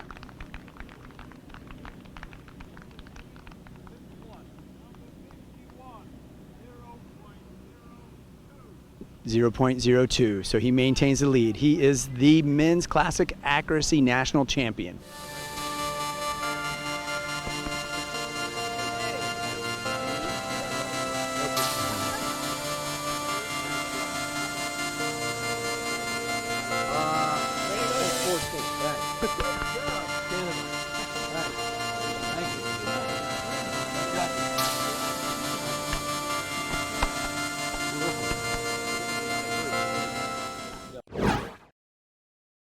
You get the gold medal. Congratulations being the national champion. Thank you. How does that feel? Good, good. It's not good to get the meat over. Long week. Yeah, it's been very hot. So how's that hot? Did that affect you at all? Yeah, it affects everybody. I mean, you know, but as long as everybody's in the same circumstances, so it is what it is. I think it was a 14 or 15 cent meat, and I was kind of hoping to be under 10, but you never know what the conditions. You know, 15 cents here is maybe 7 in Chicago or something. You came like so that. close to the national record. Were you kind of wanting that when you were coming in? Were you thinking dead center? I got to do that? Nah, I mean, I'm always trying to think dead center, but yeah, scoring-wise, I didn't have a very good day today. I had a 3 and a 2, but you want to get 0s and 1s on every jump, but sometimes the conditions don't allow that. If it's ideal conditions, then yeah, you should be getting 0s and 1s if you want to be in the top so many. But yeah, it's good to finally finish it. What's next for Jimmy Drummond? Back home now, back to work, and then hopefully Dubai in December for the World Air Games. All right. Well, hopefully we'll be there watching you. Us will go. Yeah, hopefully. Great job. Congratulations right thanks, here. Guys. Yep. Good job. Here are the final results for Classic Accuracy.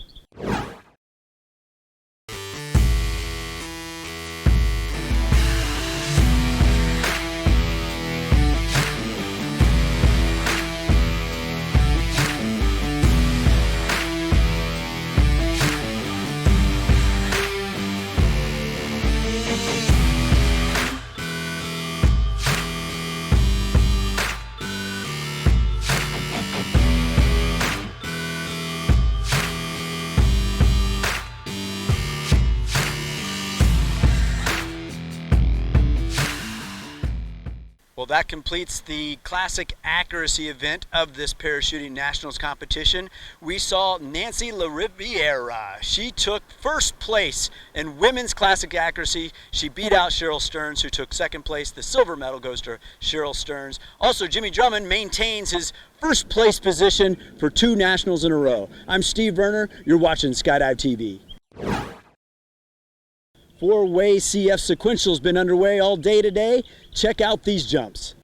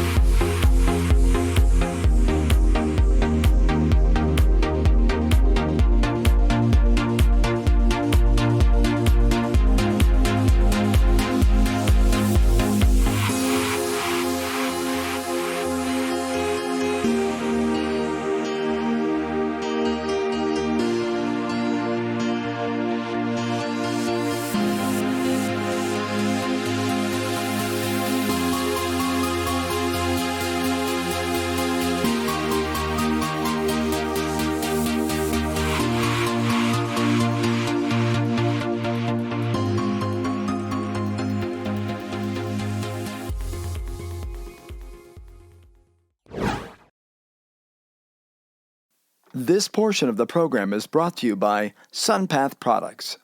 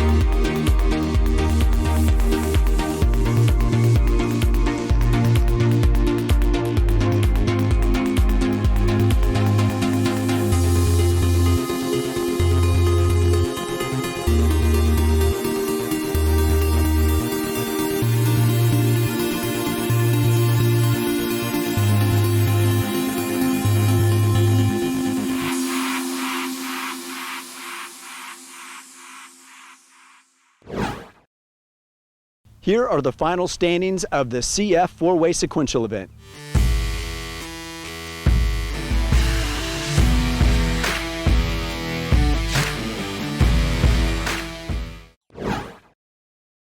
We are about to kick off the test event of sport accuracy. It's a test event, which means it's sort of a disposable event. If the meet director for some reason decided he couldn't fit it in the schedule, it just wouldn't happen. That's why there really wasn't a whole lot of publicity on this event this time around. And up until today, this morning, I think there was 4 competitors registered for this event. Once Classic Accuracy was finished, more people started to sign up for it. So I believe there's a total of 10 competitors, and it's just a test event, which means there's not an official OmniScore scoring of it, but the judges, some of the judges are willing to come out here and actually score it as if it were an event, and the competitors are just sort of competing for bragging rights. I'm Steve Werner, you're watching Skydive TV.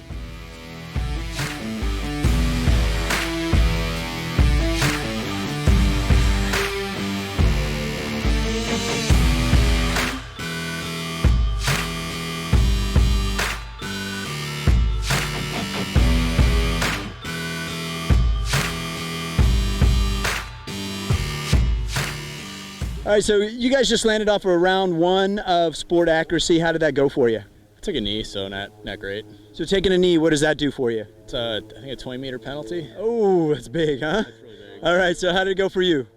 Fairly well, jumping jumping my crew canopy. Yeah. So I think I got a 3-4 meter, something like that. So pretty happy. Were you able to stand it up? Yep. All right, not too bad, huh? Yeah, I'll take it. So do you think you guys want this to become a competition? It'd be a lot of fun, yeah. Mario, who just took the bronze in classic accuracy, just landed on the sport accuracy event. How did that go for you? It went well because I was right close to the target. It's the first time doing it, and it's just so much fun. Yeah, were you able to stand up and stay within the ring? Yes. All right. Right there. So that does pretty good for you. Yeah, first round. So you're thinking you maybe found a new event if they make this a competition? Oh, yeah. It's about to get real. All right. Thanks a lot, Mario.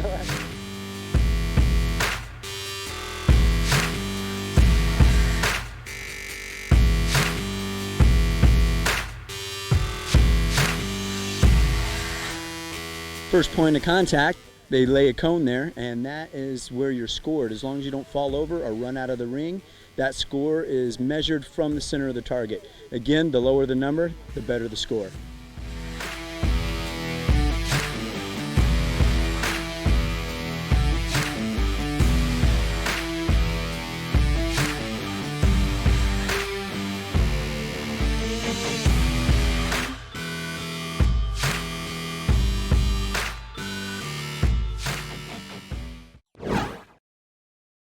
So we just completed round 1 of sport accuracy. Would you say it was a successful round 1?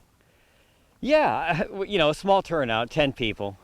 People are busy with CF, and we just finished style and accuracy. So, but at least we're planting a C. We did a round. It's more than none. You know?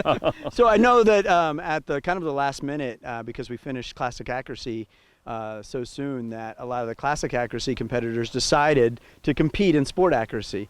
Do you feel like some people were feeling they had an unfair advantage because they're so skilled at classic accuracy? Did you see that? No.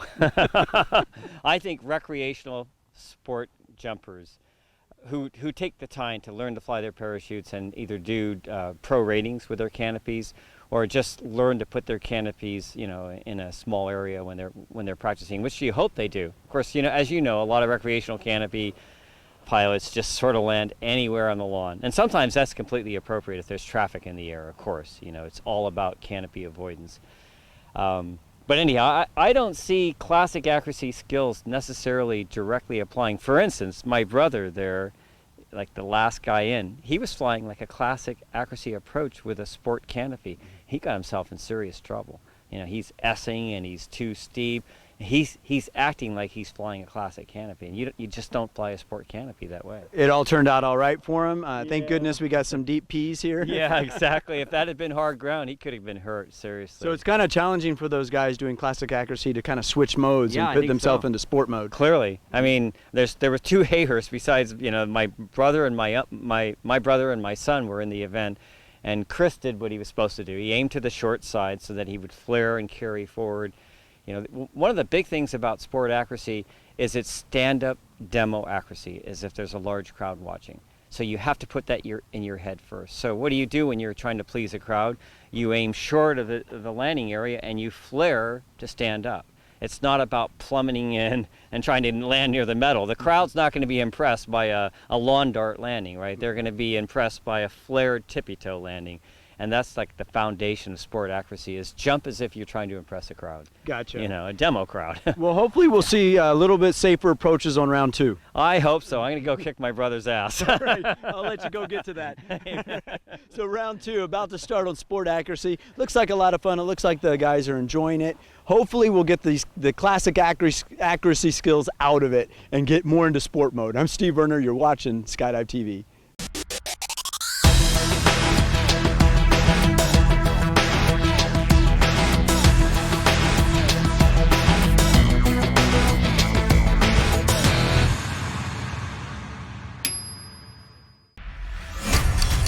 The SunPath student. SunPath quality. Skyhook equipped. Less than $2,400. See your SunPath dealer for more information or go to sunpath.com. Need gear today? Rock Sky Market has thousands of items in stock. Rock Sky Market ships worldwide. We offer shipping free in the U.S. and territories on all orders over $40. Rock Sky Market offers the best gear, the best prices in the industry, and we also have a complete master rigging loft to pack and repair almost anything you need. Rock Sky Market offers complete rig packages for under $4,500. Come see us at rockskymarket.com. Always open 24/7. Better gear, better skydivers, Rock Sky Market. All right, guys, that's going to complete it for the day. We are on a weather hold and the 4-way CF sequential. Competitors have called it quits. That's it. After 6 rounds, they've decided that is a competition. So that's enough to make it a competition. We'll have the final results for you. Sport accuracy was only able to get 1 round in before this big thunderbuster behind me starts coming in. I'm getting inside before I get struck by lightning. You're watching Skydive TV, and I'm Steve Werner.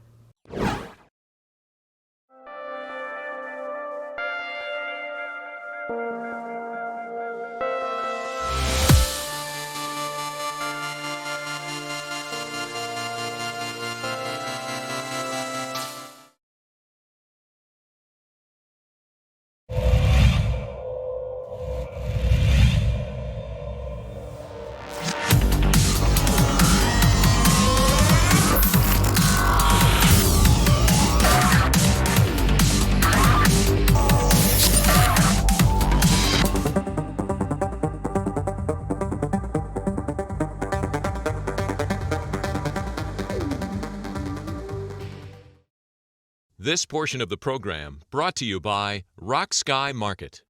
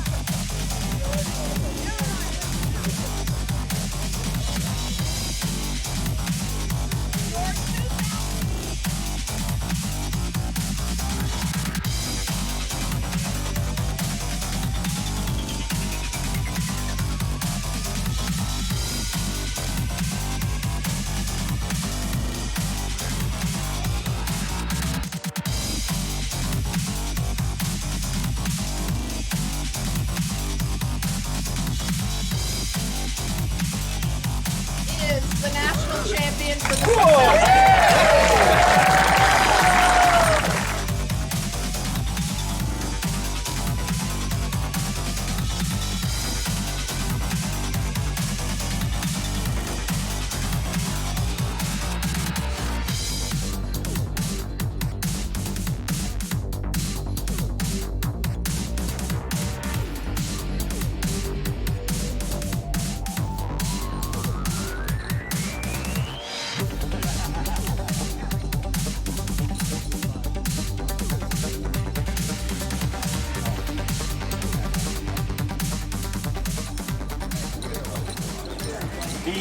Before I present this, I'd like to mention this trophy is the Stanley Cup for Style and Accuracy. It says, in honor of Gene Paul and Billy Thacker for a lifetime of contributions to our sport. They gave Style and Accuracy a home. I'd like to ask Billy Thacker if she'd please come forward, present the trophy, and join the champions on the podium. It's not often that we have this privilege. Yeah!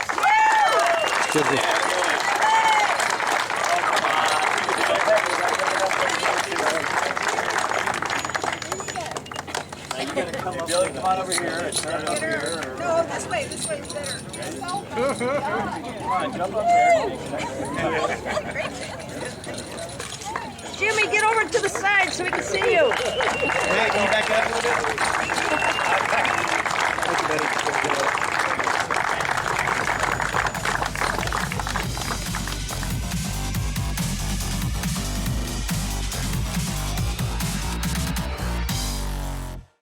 Need gear today? Rock Sky Market has thousands of items in stock. Rock Sky Market ships worldwide. We offer shipping free in the U.S. and territories on all orders over $40. Rock Sky Market offers the best gear, the best prices in the industry, and we also have a complete master rigging loft to pack and repair almost anything you need. Rock Sky Market offers complete rig packages for under $4,500. Come see us at rockskymarket.com. Always open 24/7. Better gear, better skydivers, Rock Sky Market.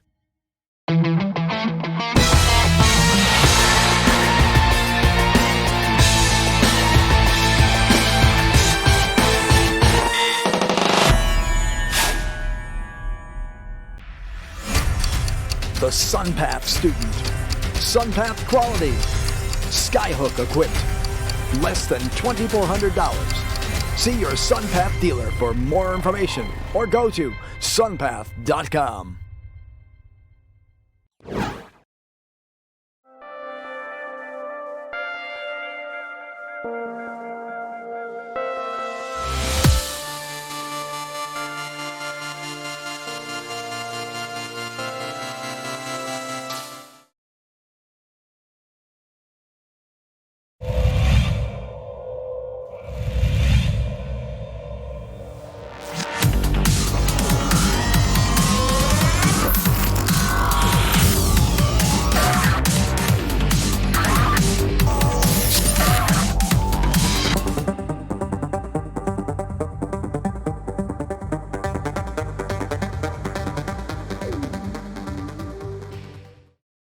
This portion of the program is brought to you by Paragear.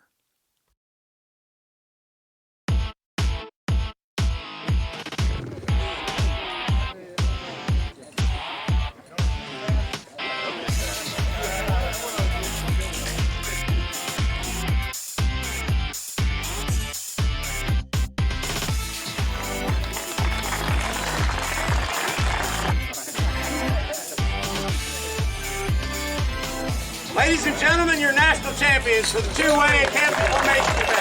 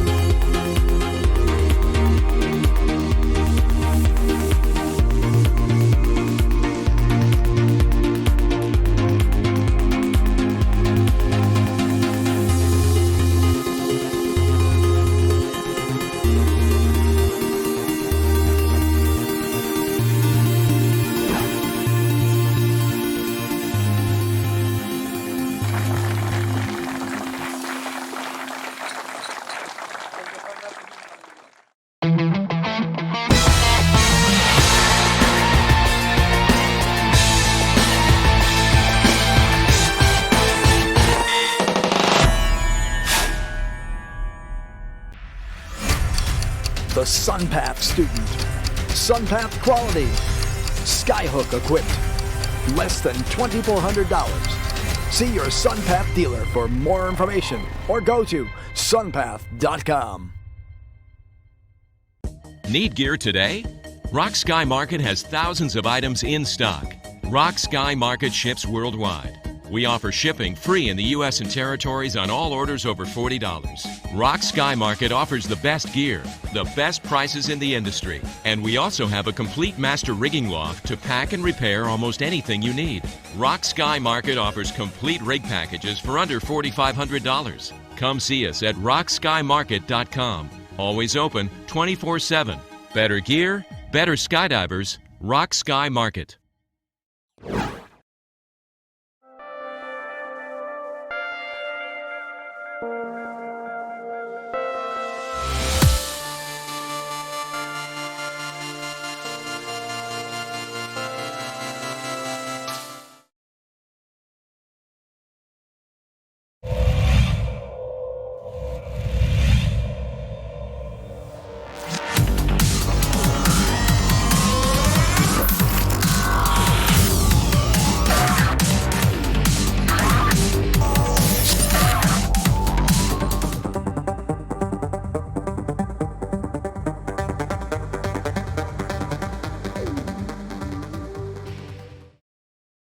This portion of the program brought to you by Rock Sky Market. Welcome to day 5 of the USPA National Parachuting Championships. We have the event you guys have all been waiting for, the CP Championships, guys. This is going to be consistent of 3 rounds. We're going to have speed, we're going to have drag distance, and zone accuracy. We're starting with speed today. Stay tuned. I'm Steve Verner. You are watching Skydive TV.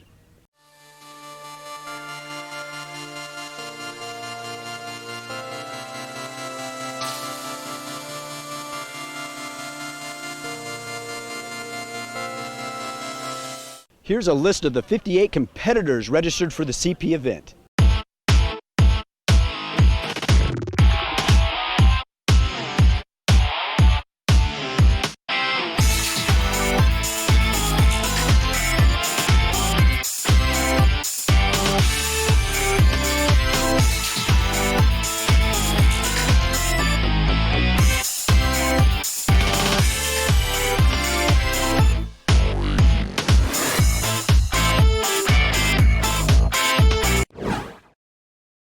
Man alive, it's going to be hot today. They're saying 109 degrees today, possibly even hotter with the heat index. Humidity is high. It was raining all night, but the clouds have cleared. It's a very nice looking day. Right now it's kind of cool, but it is going to get hot. I hope these guys stay cool. They may even take a drink.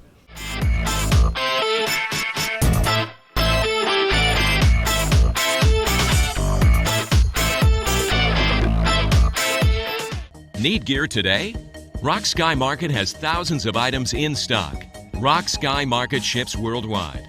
We offer shipping free in the U.S. and territories on all orders over $40. Rock Sky Market offers the best gear, the best prices in the industry, and we also have a complete master rigging loft to pack and repair almost anything you need.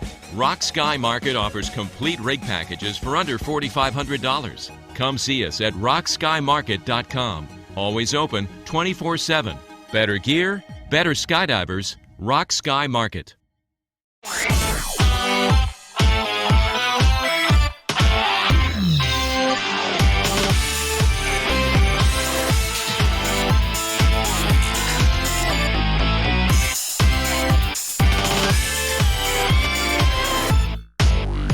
We are about to start the pro division of the speed round.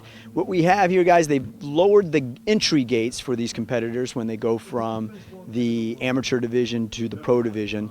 The gates were at 3 meters, now they're at 1.5 meters. So the challenge and the difficulty increases significantly. I'm Steve Verner, you're watching Skydive TV.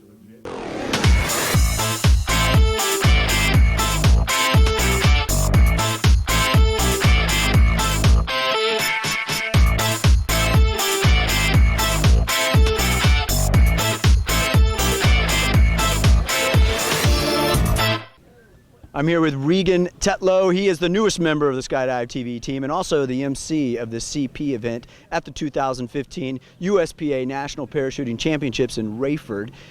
Regan, what is going on here? Things are getting set up. There's a good buzz in the air. Can you explain what's happening right now? We're on a 15-minute call for round 1 of speed. We've got the advanced category and we've got the pros. It's going to be a hot day, but it's the day 1 and we're going to see how it all pans out. So when you're out here, you're obviously going to be out in the sun, maybe even more than the competitors. And you don't get the reprieve of being up there at 4,000 feet. So how do you get yourself going all day long in this 109-degree weather? If I knew the secret to that, I could market it. Really, I have no idea. Lots of shade, lots of water, and little breaks. All right. Thanks, Regan. We'll be checking in with you later. All right, that's Regan, our newest member right here. High five, Regan.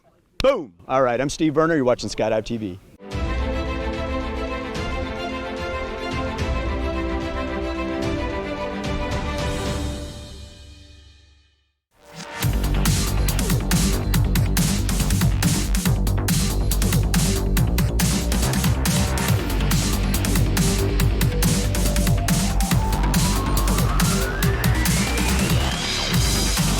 The Rayford Express pulling up to pick up round 1 of the CP competitors in this speed carding event.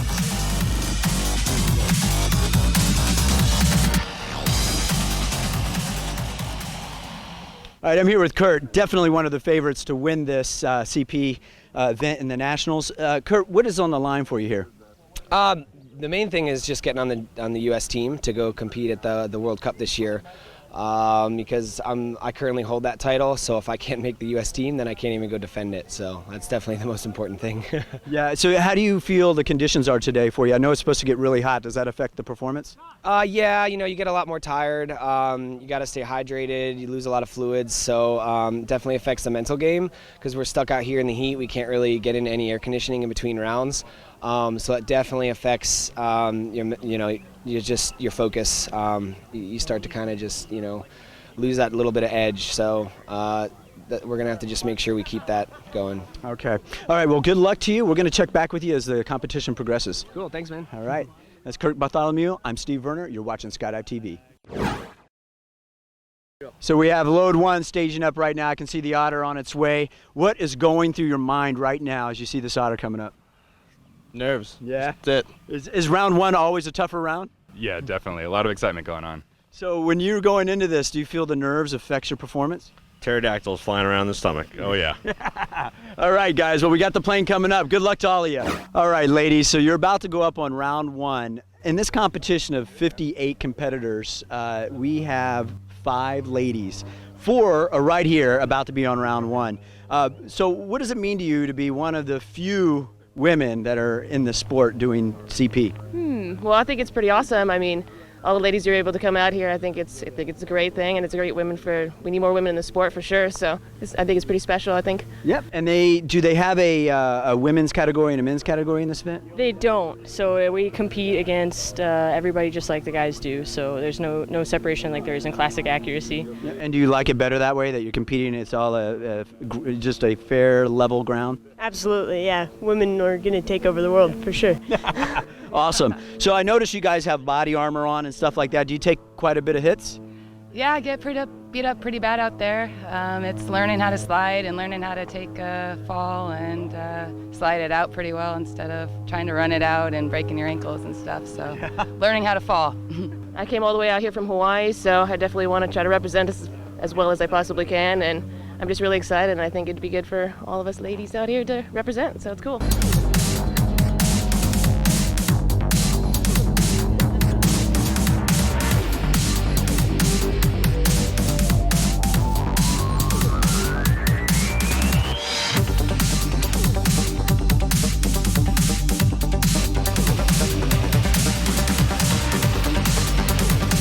Load 1 CP competitors getting on the plane. You can tell a little bit of butterflies going on. These guys were concentrating hard right before this plane pulled up.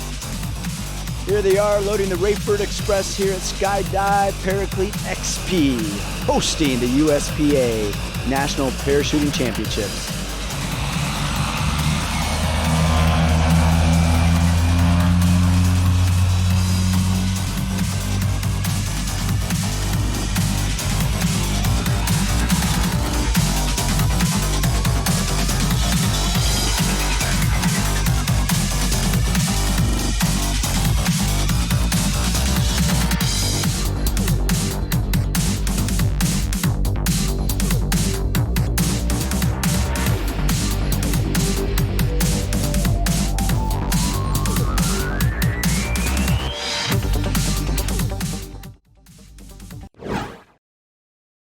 I'm with Brad Moon, one-man team for anger management.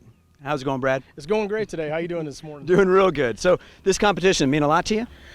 This year's been a billing year for me. I got bumped up to the pro division last year, and it's been almost like a setback. It's learn new rules. It's the course is a little bit different with the gates we got to enter, and going up against some really, really extremely talented competitors. So this year's been a billing year for me, but we're doing good this year. Cool. Do you feel that it's kind of a confidence deflator when you move up because you see the level of competition rise? It's very humbling. It's just when you think you're starting to learn the rules, you really start to get the hang of things. Now you get tossed into a different division, and it's they get, like I said, with the 5-foot gates where you drop down from a 10-foot down to a 5-foot, and with the rules like that, and then going against Peregrines and Petras and those other canopies, I'm still on account velocity. It's very humbling. Just when you think you're starting to get the hang of it, it's you're like, wow, you still got a lot to learn. It's a never-ending story. It just keeps going. So this is kind of a learning year for you on this competition, would you say, for this division? Oh yeah, definitely. Worked a lot of coaching this year and stuff like that, and been trying to get as much training. But in the Northeast, we've been having horrible weather this season, and it's just been it's been a rough year, but we're still down here. We're competing, having a good time, and that's what it's all about. Come down here, it's good friends down here, and great weather down here in Rayford. It's been hotter than heck, but it has been hot. Good luck in this competition, my friend. Thank you very much. I appreciate it. Good job. All right, I'm Steve Werner. You're watching Skydive TV.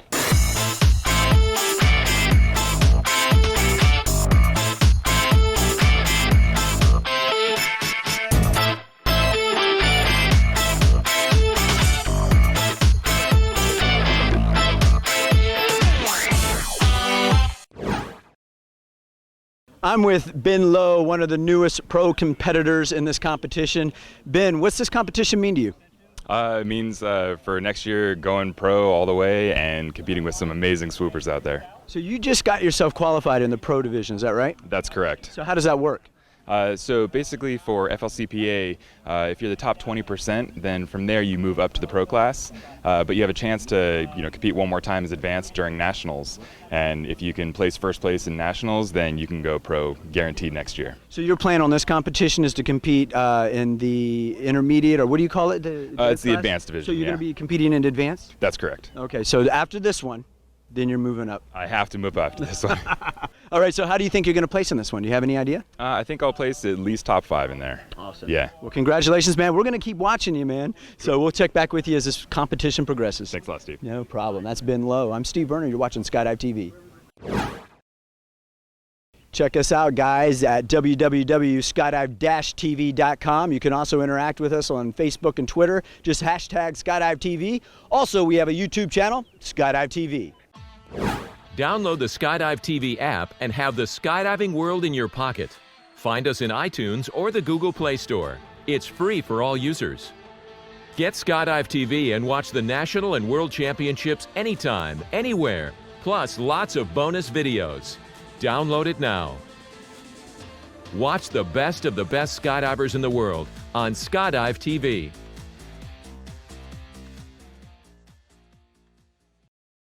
This portion of the program is brought to you by Paragear.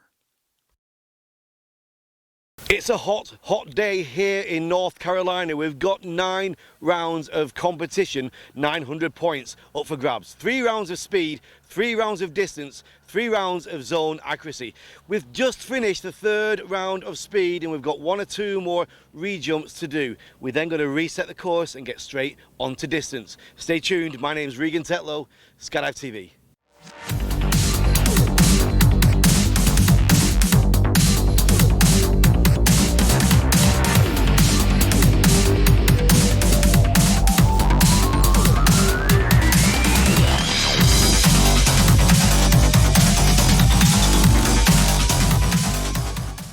All right, do not try to adjust your TV screens. There's nothing wrong with the vertical or horizontal.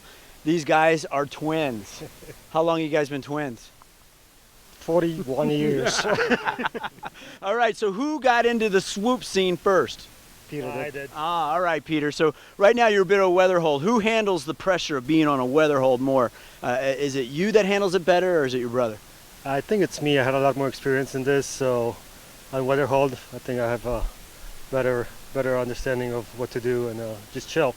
Yeah, and your brother, you just got into the pro class, is that right? Correct. All right. season. So you're in the pros now, but you're not competing pros in this competition. Correct. Okay, so what do you think? You're already in the pros. What do you think about your brother here? Little brother? Big brother? Little brother. Little brother. Your little brother made it into the pros, man. How do you feel about that? I'm very proud of him. He did really good, had a phenomenal season in FLCPA, and he did great, and he's doing awesome in nationals at speed. I think he's gotten first place right now, so nice. He's got a gold medal. So are you guys are you also trying to compete against him at the same time? Kind of trying to, beat his scores and see if I can do better than him. Next year, he might want to watch out because I'm going after him. Oh yeah, guys. All right, good luck with the rest of the comp. Thanks, thank you. All right, there's double trouble right there behind me. I'm Steve Werner. You're watching Skydive TV.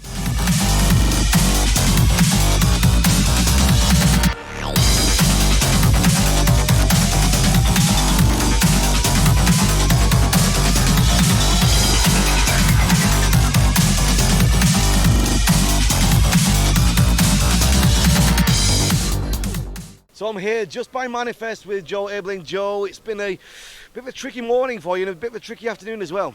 Yeah, absolutely. These storms came through and it's shifting the winds around earlier today. It's what seemed like light winds turned into like no wind. So really weird day, but people put up a lot of fast times regardless, and that's what you got to do. The first time I saw you competing was in October at the second Sunpath Open. It's good to be on your home territory.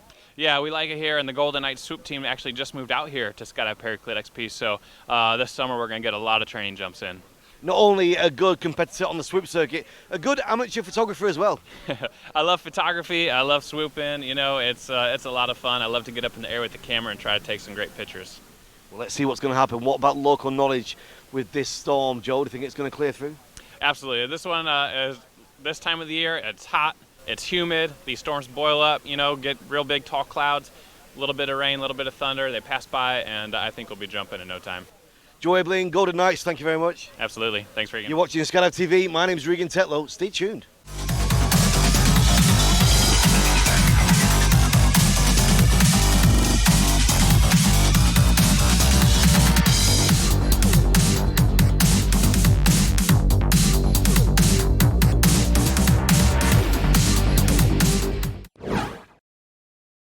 That's the 3 rounds of speed done. Let's have a look at the current standings.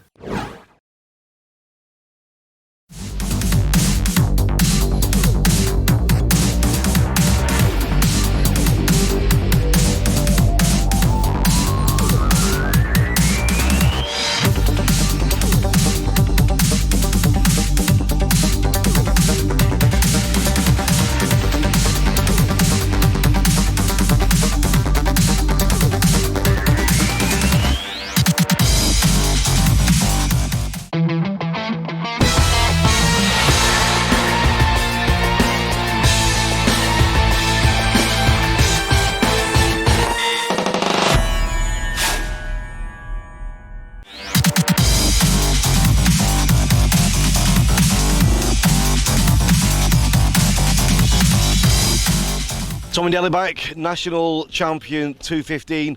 2 very good runs to begin with. You were really happy with your speeds, but you're telling me you weren't quite happy with the setup before you went into that 3rd round. Yeah, the first 2 rounds I was definitely being a little more aggressive than I should have been. Definitely was setting up too tight, having to do a kind of sachet and then let it fly into it. Also trying to stay big with the body to keep it diving. The 3rd round was definitely a little better. It wasn't as fast as my 2nd one, but the 3rd round was a lot cleaner. I was able to just finish and kind of let the canopy go through its recovery. And then at that point, it's just about being smooth and trying to just not waste any energy. We're setting up now for the distance. 3 rounds of distance this afternoon. That's going to leave us with the zone accuracy for tomorrow. You seem like you're in form right now. Yeah, I mean, I'm just, having fun. I've always done well here at this competition. I know my setup point's pretty well here, and distance is going to be fun. It's hot. There should be some really good distance scores being put up, and then hopefully we can get through that the rest of the day. And then, yeah, definitely looking forward to zone accuracy in the morning. Hopefully we can get started a little bit earlier and be done before we beat this heat. Beat the heat indeed. Tommy Delibike, PD Factory Team, national speed champion. Thank you. Thank you.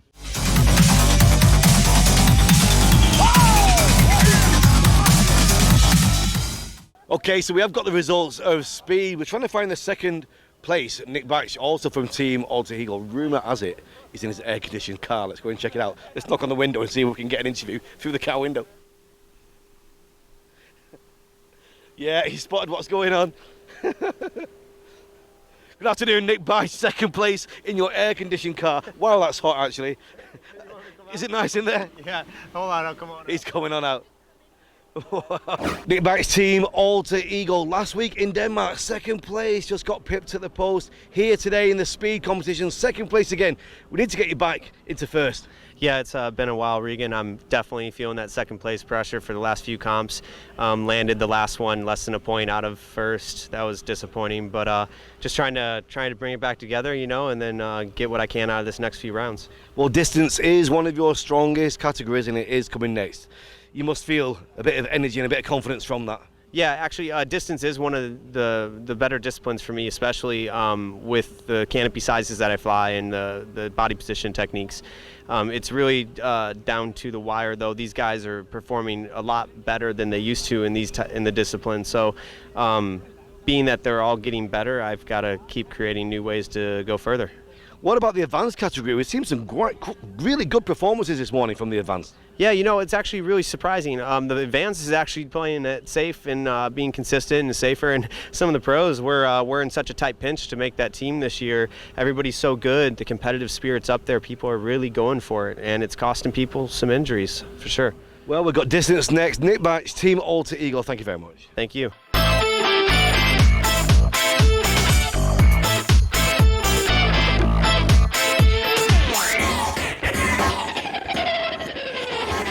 Kurt Bartholomew, Team Alter Eagle, third place in the speed round. What about this heat, Kurt? Yeah, it's definitely really hot. It's affecting how the canopies are flying. It's really, really thick, humid air as well. So we're flying a little bit slower. We're having to make a lot of adjustments. I'm used to flying in this because of Florida. I live in Florida, and I train there in the summer sometimes. But even I'm struggling a little bit today. Speed's usually one of my better events, and I only managed to just squeak onto the podium. But yeah, just going to try to keep it rolling into distance. Just try to make more adjustments and see how it goes. We've got distance coming right now after this little adjustment to the course. 3 rounds of distance, and then we're going to be done for today. We're going to leave the zone accuracy for tomorrow. How are you feeling about distance? I'm feeling pretty good, actually. I had a pretty bad last 9 or 10 months in distance runs, so I've been trying to work on that a little bit, and I've been feeling pretty good the last few months. So hopefully I can, that'll translate into the competition as well. Excellent. Kurt Bartholomew, world champion currently. Team Alter Eagle, thank you. Thank you. This portion of the program brought to you by Rock Sky Market. I'm with Dan Raymond here. He actually had a bit of a spill on round 2 of the speed. You want to tell us a little bit about that, Dan? Well, I had a lot of speed. I hit the gate real well, but I was off my line a little bit. I was too close to the inside buoys, and I had to carve it around, and I clipped one of the buoys. It spun me around, put me into the second buoy, and then after that, I just tumbled and landed in the zone accuracy pit. And I guess if you hook a buoy, you can't say that was interference or anything, right? No. In fact, I think that disqualifies me. Oh, man. So I'm looking at a little bit of the injuries here. What happened to the foot? It's swollen. The ankle's swollen, probably a sprain. They x-rayed it. There's no fractures. And this is just a couple lacerations. All right. Well, it could have been a lot worse, huh? Yeah. I'm lucky, I guess. All right. Well, and I'm glad you're okay. All right, thanks. You're welcome. All right, so man, you do take your hits in this sport. I'm Steve Werner. You're watching Skydive TV.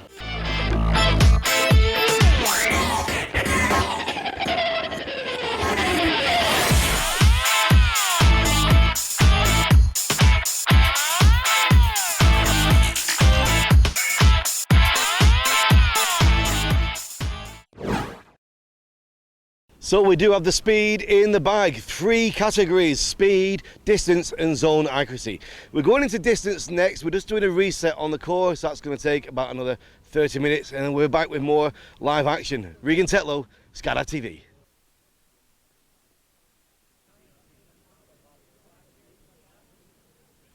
Regan, why don't you explain what's happening so far? I see a big mound of black clouds behind us. Why don't you let everyone know what's happening? We're getting a lot of thunder, a lot of lightning. The winds were moving around a little bit. We've gone on a standby now. We've stopped the operation 45 minutes weather hold. We'll check again after that and see how the conditions are.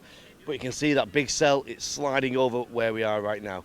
We've got 3 rounds of speed done and just part of the first round of distance, but it's not looking good right now. Yeah, you're talking to the competitors quite often. The heat is building, and that's probably what's causing these thunderstorms as well. How are the competitors handling the heat? It's a hot day. It's a hot day. It's affecting the flight of the canopy. It's affecting the morale on the ground. They've been out here all day since early this morning. It's now getting towards 4 p.m. But that's athletes. Yep. That's the name of the game. That's competition. It's not all about just flying parachutes. It's the psychology of it as well. And the competitors with all the experience, the older ones, they'll be able to cope with this better. You can see them keeping themselves calm with their earphones in, listening to music. The younger guys are getting agitated. It's part of the game. Yep, that's it. It is a game, that's for sure. It's mental and physical. It's CP. I'm Steve Werner. You're watching Skydive TV. So far the judging's been pretty easy. We had a couple rejumps due to some buoy issues, but not too terrible. Any complaints with the competitors demanding they get a rejump for any reason other than that? Actually, most of them didn't want their rejump. We do have a protest in right now, and I believe the jury is deliberating on their decision. And I noticed there was a couple people that looked like they got injured, maybe not majorly injured, but there were some injuries. Do these competitors get yellow cards when that happens, or is it just kind of a warning? Yes, I did give out a couple of yellow cards. Not everyone who took out a buoy got a yellow card. It depends on how unsafe. Sometimes it's just their line clips it a little, and if we already doctored it, really wasn't unsafe. It was just the buoy kind of wasn't great. But a couple of them did impact hard enough that they do get yellow cards for that, because that's usually for unsafe flying. Gotcha. And I guess if they end up injuring themselves bad enough, I mean, they're red carding themselves out anyway. Yeah, pretty much. We usually have a policy, if you're taken away with red lights, then you're probably getting a red card. Gotcha. All right. Thanks a lot. We appreciate your time, Joe. Yeah, totally. Chief Judge of the CP event. I'm Steve Werner. You're watching Skydive TV. All right, so I guess that is a wrap for the day, huh, Regan? It is, Steve. It's a bit of an early finish. We've got the storm clouds in the sky, predicted more rain. Yeah, so something about the whole electricity, static, and nylon moving through the air, not conducive to a CP event. Would you want to jump right now? No, probably not. Me neither. Let's call it a day. We'll be back tomorrow live at 6 a.m. Very early. These guys are ready for it, though. Stay tuned to Skydive TV because we got more to show you. My name's Regan Tetlow. And I'm Steve Werner. Good night. Need gear today? Rock Sky Market has thousands of items in stock. Rock Sky Market ships worldwide. We offer shipping free in the U.S. and territories on all orders over $40. Rock Sky Market offers the best gear, the best prices in the industry, and we also have a complete master rigging loft to pack and repair almost anything you need. Rock Sky Market offers complete rig packages for under $4,500. Come see us at rockskymarket.com. Always open 24/7. Better gear, better skydivers, Rock Sky Market.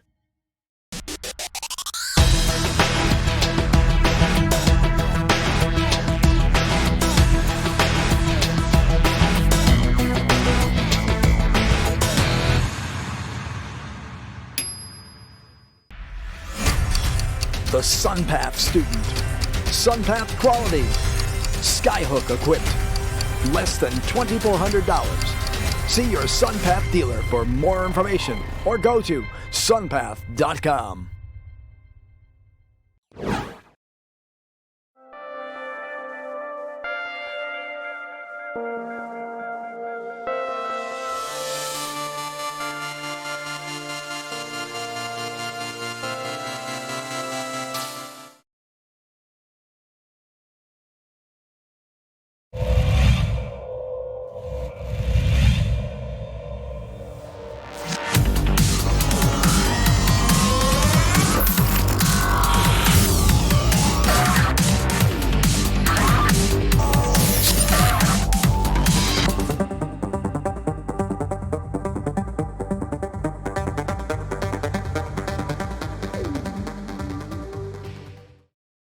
This portion of the program is brought to you by Paragear. Good morning, my friends. Welcome to day 6 of 2015 USPA National Parachuting Championships. We are at Skydive Paraclete XP on this balmy 75-degree morning. It is supposed to get hot today. So what's going to happen is yesterday we started and then stopped in midstream the drag distance round. So round 1 did not complete. We'll complete that round, then we're going to switch course, go over to zone accuracy, and once zone accuracy is complete, we will come back over to drag distance. I'm Steve Verner. Stay tuned. We got a lot of action to show you. Skydive TV.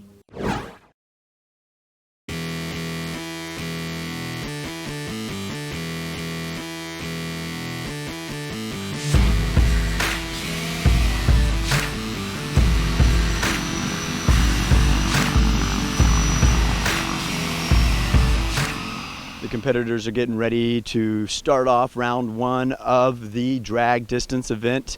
So you guys got started yesterday and you had to stop in midstream. Is it kind of like a thoroughbred and a gate? Do you guys just want to keep going? Yeah, it's kind of a downer actually. Like once you get that groove, you just want to keep going. And so yeah, when new start of the new day, it's we'll see what brings, you know. Yeah. So does this play a mind game on you when you have to stop, Jeannie? Not really. I mean, you're all geared up and ready to go, but, you know, stuff happens, so. So what's on the line for you on this competition? Well, everyone here is probably trying to make the U.S. team. For me, this is my first year competing as a pro, so I just want to score all 9 rounds. All right, good luck. So when you guys are getting ready in this morning, it's feeling kind of humid. It's about a 90% humidity. The day is going to get hotter and hotter. How do things change as you go? Man, you know, I didn't really know about the humidity before we started up this morning, so I just want to go drag my toes through some water and stuff, hit some gates, go far, you know what I mean? Yep, awesome. So, are you ready for this? Absolutely. All right, so you got a lot on the line here, so you're going to be competing against your brother on this one, right? Not on this one, but maybe next year. Well, I'm just saying, though, you were telling me yesterday that even though you're not in the same division, you're competing against him. I am. Yeah. I'm going to beat his course. All right, I man. am. I think you will. Good luck, man. Thank you. All right, so these guys are ready to go. The wind dummy load is up in the air, so these guys can check out what's happening up there, and then we are underway. Stay tuned. I'm Steve Verner. You're watching Skydive TV.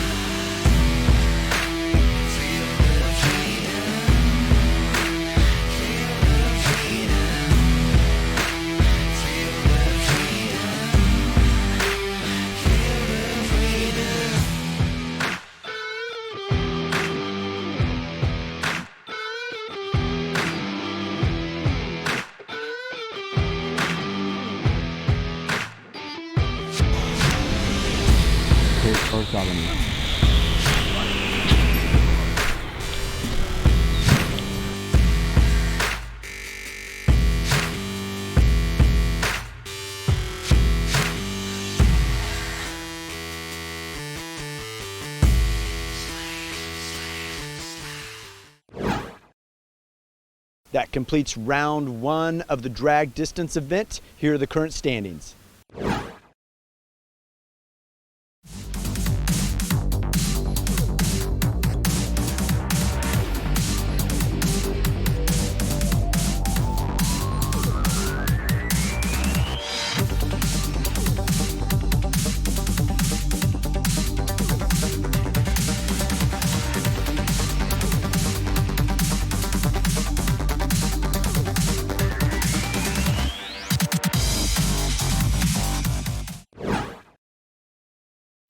An early start here at Skydive Paraclete XP, 6:30 wheels off. We got the woody load up there and we had some strong winds, quite low down to the ground actually. It didn't interrupt the first round of distance. We've been through that now and we're going to switch it up to zone ac. right now. But what can tell you is we had a great first round from Nick Batch, 137.57, a blistering distance from him. That's going to put him in a good position now, moving into the final 2 rounds of distance, which we should do this afternoon. But right now, it's reset time for zone accuracy. Regan Tetlow, Skydive TV.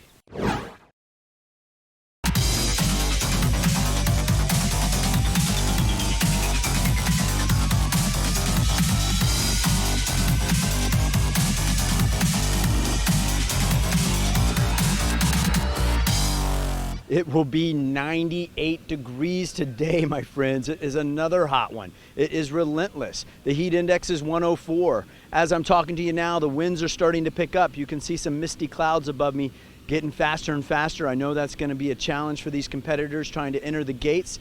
These winds, when they're high up there, they usually come down to the ground as the day progresses. That's forecasted to happen. We're looking at about 15-mile-an-hour winds today, maybe bumping up a little above. We'll see if that shuts things down or not. I'm Steve Werner. Stay tuned.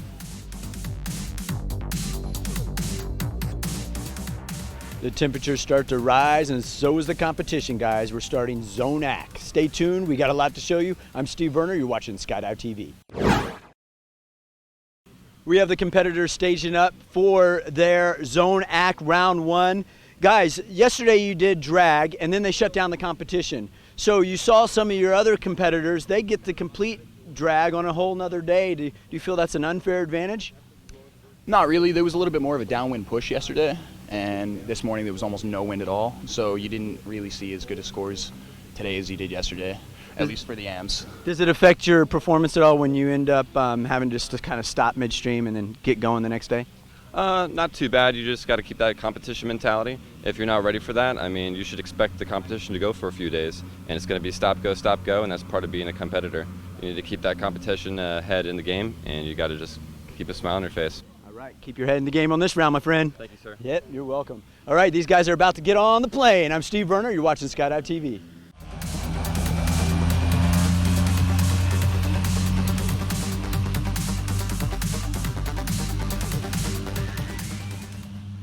Zone AC just took off, and we're going to be here on the ground, actually getting them landing, hopefully aiming for that orange square. What are you going to be doing, Regan? I'm off over there to MC to the crowd exactly what's happening live as it comes through the course. Steve, enjoy your interviews. Yeah, enjoy your MCing, my friend.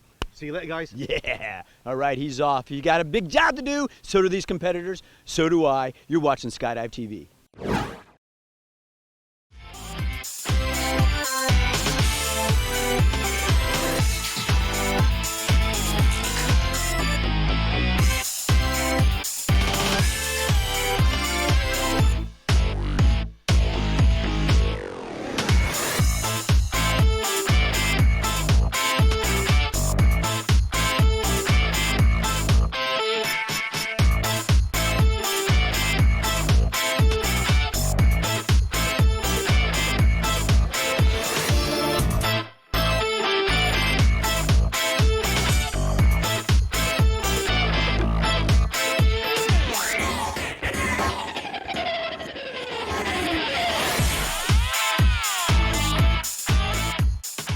Can't get enough of Skydive TV? Check us out, guys, on Twitter. It's hashtag Skydive TV. You can do that from Facebook or Twitter. You can interact with us. If you have a question for the competitors, put it there. Hashtag Skydive TV, all one word. We will ask your questions to the competitors, and you almost get instant feedback. I'm Steve Werner. You're watching Skydive TV.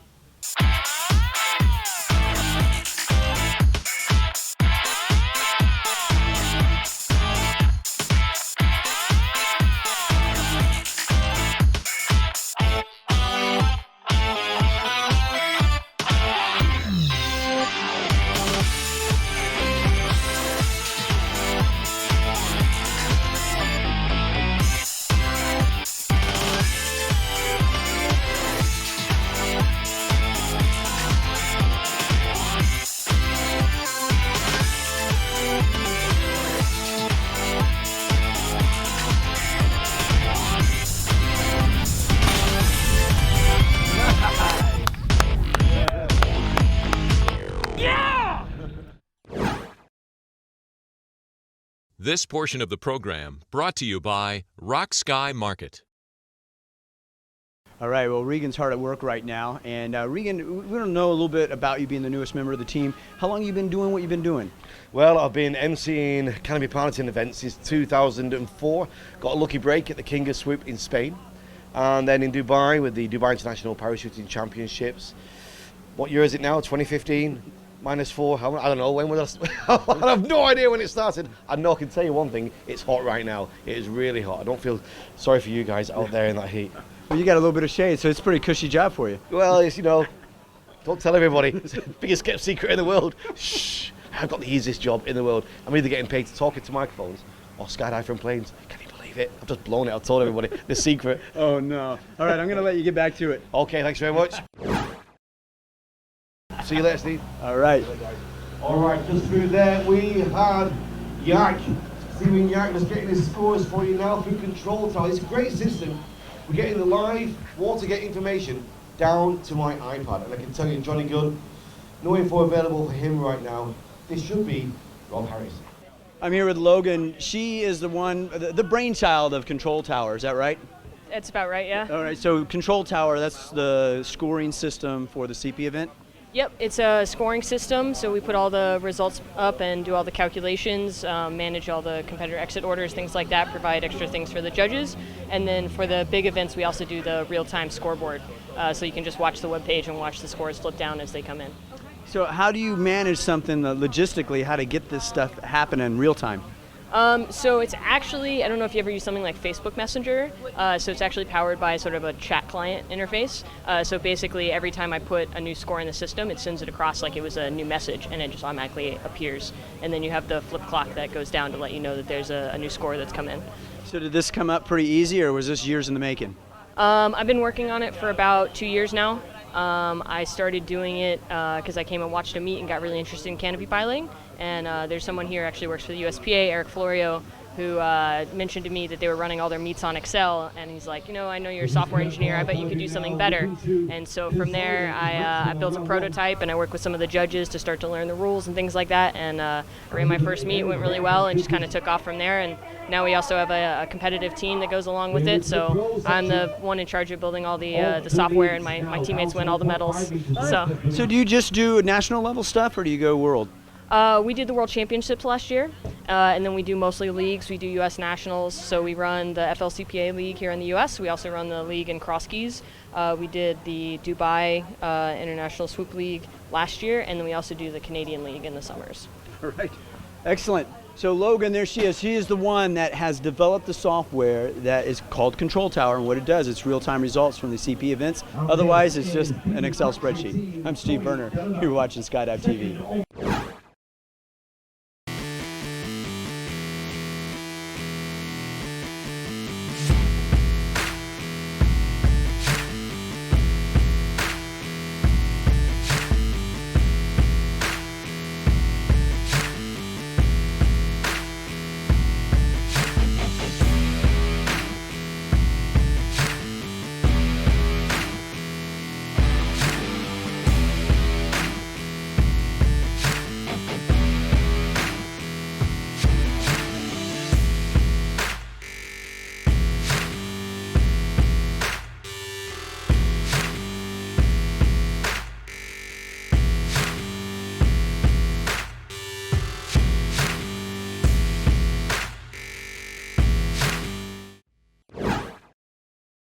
That completes the zone accuracy event. Guys, we're switching the course over for drag distance. Stay tuned because we will get together with Regan to tell us how the zone accuracy went. I'm Steve Werner. You're watching Skydive TV.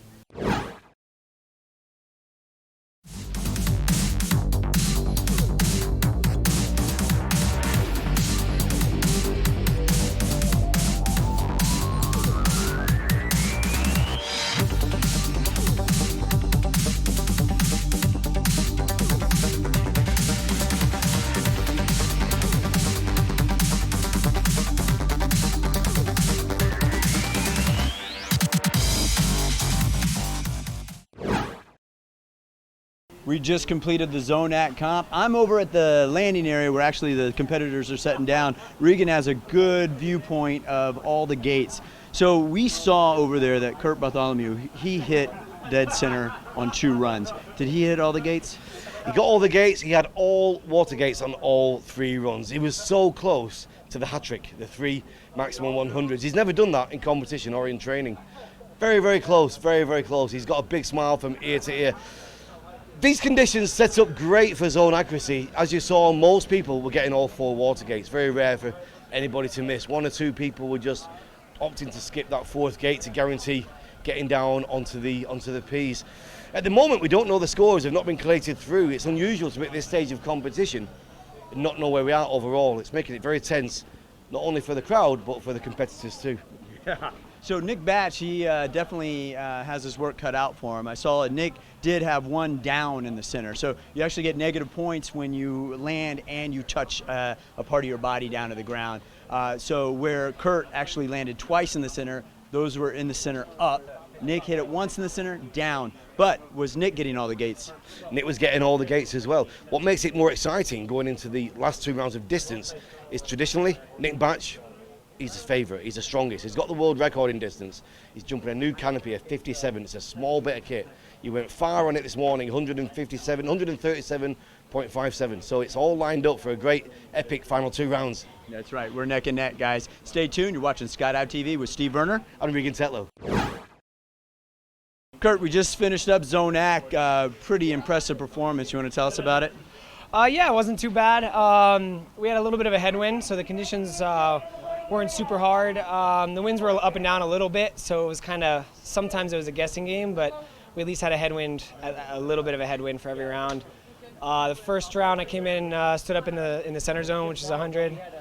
Second round, I came in just a little too soft, landed just before it, got 91. And then the last round, I got the center zone again.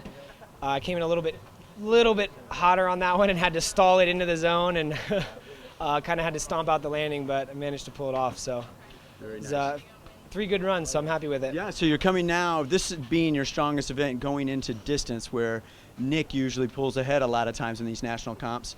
Yeah. How do you feel about that? Pretty good. The last 8 or 10 months I've kind of been struggling with distance, so I kind of put a little bit of extra effort into that in training and kind of sorted out some of the kinks that I kind of got. A lot of times we go through little phases, peaks and valleys, and got some of that sorted out, so I'm actually feeling really good with distance, so hopefully that translates over into the competition. The first round this morning, Nick was the only one that went farther than me, and it was just by a few meters, so I'm happy with that.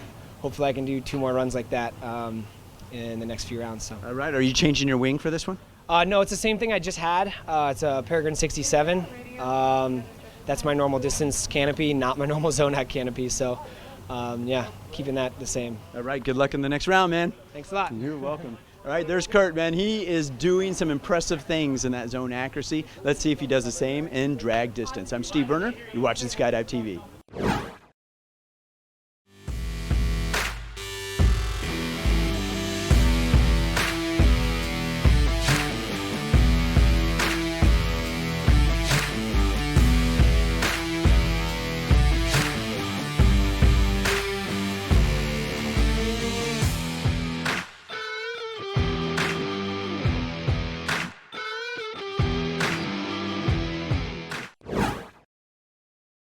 Regan, we cannot get a break with this weather. What's happening? Today, it's been against us all day long. In fact, right now, it's stronger than it's been all day, Steve. I can't hear you. The wind's blowing. What was that, sorry? Yeah, what? Yeah. it's really strong today, guys. Actually, I think we're hitting around 16 miles an hour. Is that what you heard? Something like that. Yeah, and it's just too windy for the competition. They put the advanced class on hold first. Then we're just waiting it out. Finally, the pros said that's enough, and they have called it quits for the day. We actually tried a lift of pros. We got 4 out of the aircraft. Very tricky approaches, though, not really appropriate for what we should be doing. So we'll shut it down for the day. Early start tomorrow, another 6:15 early morning call. Yep, so stay tuned to Skydive TV. We'll be there to show it to you. I'm Steve Werner. My name's Regan Tetlow. You're watching Skydive TV.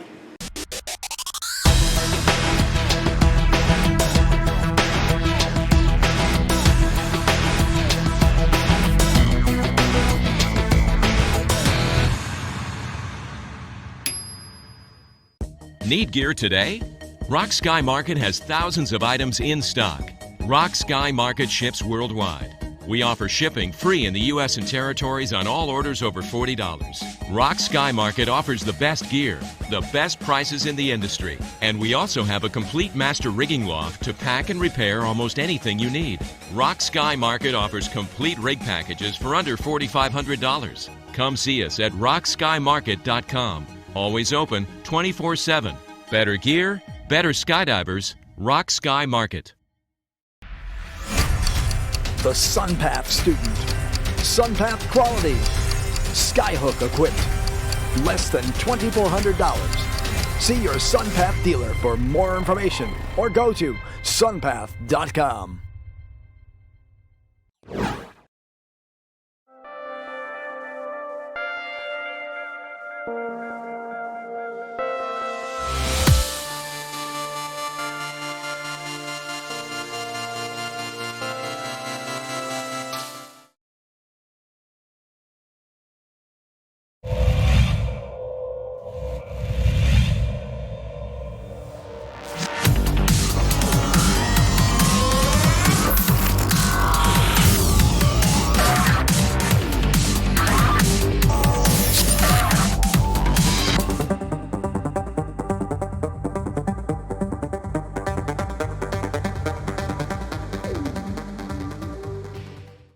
A very good morning. It's the final day here at Skydive Paraclete XP of the Canopy Piloting Nationals 2015. Yesterday we were winded out all afternoon. Today it's good to start. 2 rounds of distance still to go. It's a downwind push, not as strong as it was yesterday. Are we going to see a world record? We'll see. 2 rounds of distance and then we are finished. My name is Regan Tetlow, Skydive TV. This portion of the program is brought to you by Paragear.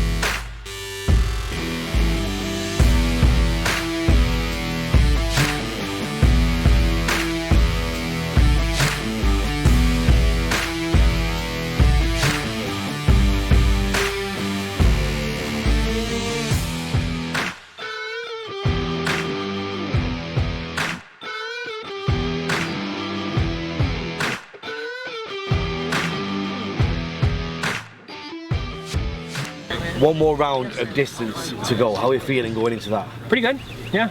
Not too bad. It's nice conditions. It's a little windy up there, a little tricky, but that's all right. We've got wind coming from the west, have we? And yeah, it's like a quartering tailwind, and on the ground it looks light, but up in your setup, it's really, really windy. Like you get out, it's actually not pretty calm, and then as you get into your setup, it picks up quite a bit. So. Well, in an hour from now, it'll all be over. Can't wait. Time for the medals and awards. Yep. Good ball, follow you, Team Alter Eagle. Thanks very much. Thank you.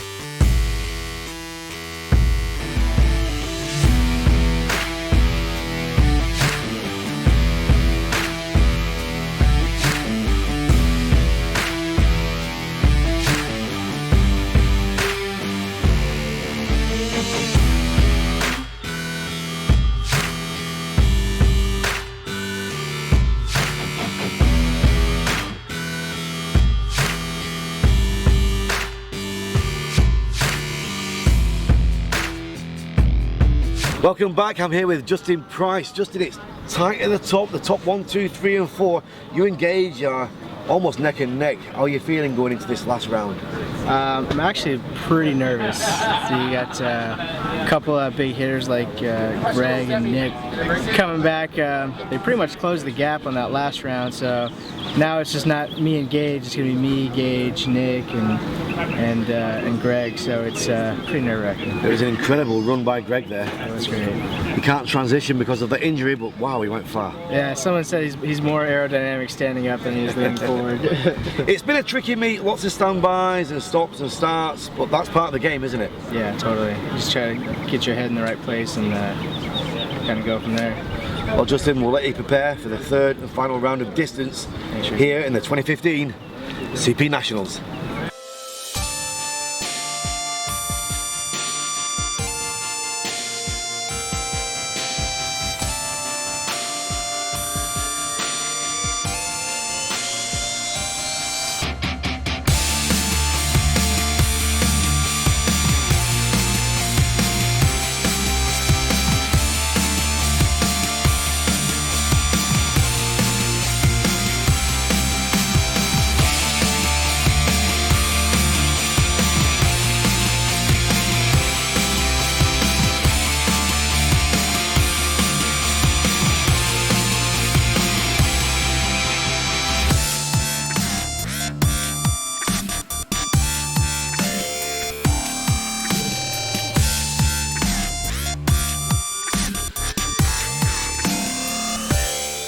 Good morning, Greg Windmiller. Good morning, Regan. How you doing, buddy? That was an epic run there. Took the 100 all the way down. With your injury, we've talked about this in the past, your shoulder, you can't transition through. Yeah, I don't have full rotation in my shoulder because I have a screw that hangs on a tendon, so I can't do the technique that a lot of people use. And it is a very good technique. It actually works. It's very efficient. I just can't lean forward in the harness and get my arms back where I want them to be. So my theory or my strategy is, since I just keep a small body position in my recovery arc, I just try to maintain that. But I was too scared I was going to vertical the 50-foot gates, so that's why I had to actually extend. So if I'd have got to keep the small body position that I like to keep throughout the entire thing, it would have been a lot better. But I'm pretty happy with it. With the conditions the way they were and where I finished my turn at, I was very happy. Home field advantage obviously plays a big role here. I feel comfortable knowing what the winds are and where I need to set up. So familiarity here is a really big thing.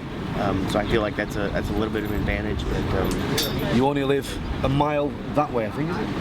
That way. Yeah. Are you going to change anything for your final round, for your final run? Yeah, I'd like to modify it a little bit and go farther. Let's hope we can do that. We've got some nice little streams to sweep through there for you. Yeah, you got sprinklers going to wet the sod to make the state landings a little bit softer for the competitors. Hopefully that'll help their tailbones or whatever. But the technique I try to utilize is just go past that section. But yeah, good luck to all the competitors, and hope they do well. You know, everybody stay safe last round.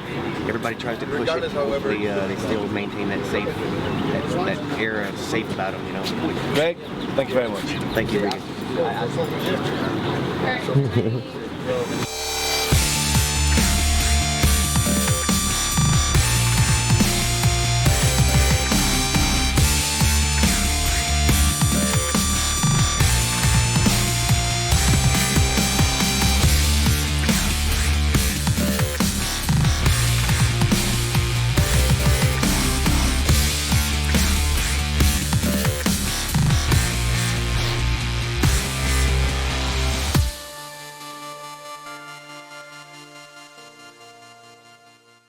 So the results are in for the advanced category. Scott taking third place, Scott Kazmar.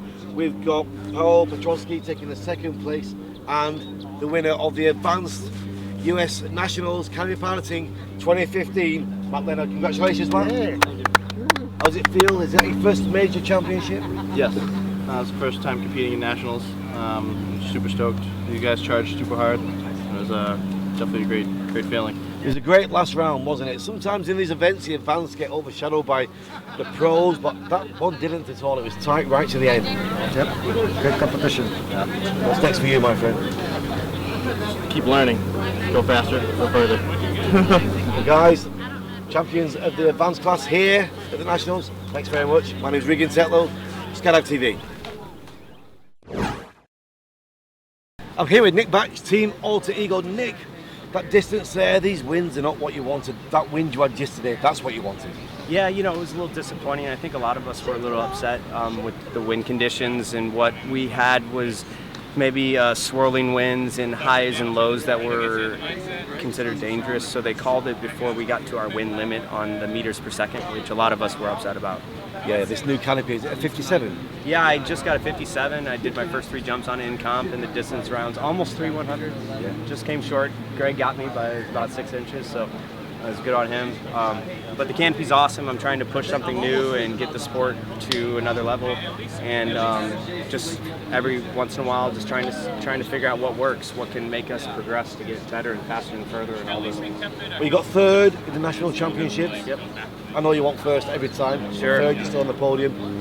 It wasn't bad. I was happy, but that 0 when I popped over the 50-meter mark in accuracy was a big hit for me. I did get it shut down into the zone. It was either a 69 or an 86, but I went and vertically extended the 50-meter mark, and I'm happy to place. I'm in the podium with the 0 is a huge goal.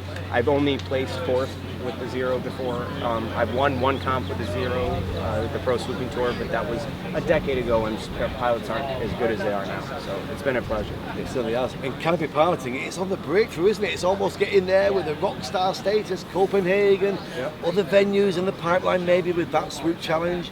The Dubai things, that's always happening. There's a talk of the World Tour with canopy piloting from the IPC. It's bubbling up, isn't it? It's almost going to get there. I'm telling you what, I was on the verge of coming up in my next few years of retiring, and if the Copenhagen thing and the freestyle stuff happens and we get to travel around the world and do amazing venues in front of people and excite the crowds and people actually like what we're doing, you might have me around a little bit longer, you know. So I hope that really takes off. That would be amazing for the sport. I hope so, Nick. It's good to commentate you. It's good to watch your moments of brilliance, which just blows everything out of the water. Hit back, congratulations. Thanks for coming out. It's my pleasure, my friend. Big and Tetlow, Skydive TV. Thank you.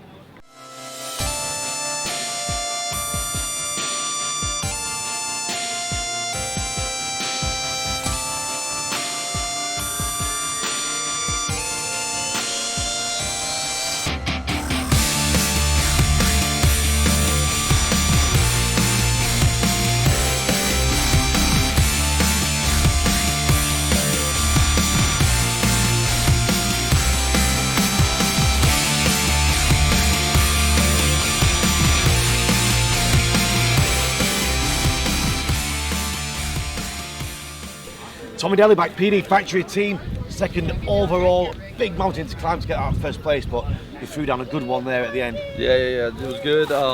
Going into it, I knew I had a little bit of a lead over 3rd place, so I just wanted to, me and Kurt were talking, we're like, don't attack, play it safe. So I did everything I wanted to, playing out well before the entry gate, touch, make sure to stay below the 50, and then whatever I get after that's bonus. So just didn't want to throw any zeros down the last round.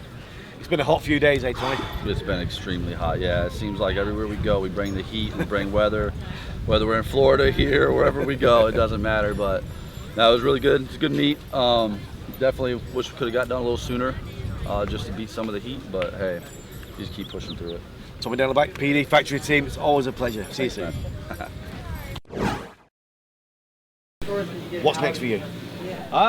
Next in about a week and a half, we end up going over to Norway and Sweden for about a month. We're going to do some coaching over there. We have a big Nordic competition, big Nordic Cup that they're holding. We're going to compete in that, and then getting ready for the World Meet in Canada in August. So excellent. Well, Kurt Bartholomew, canopy piloting national champion for the 2nd time. Congratulations. Thanks.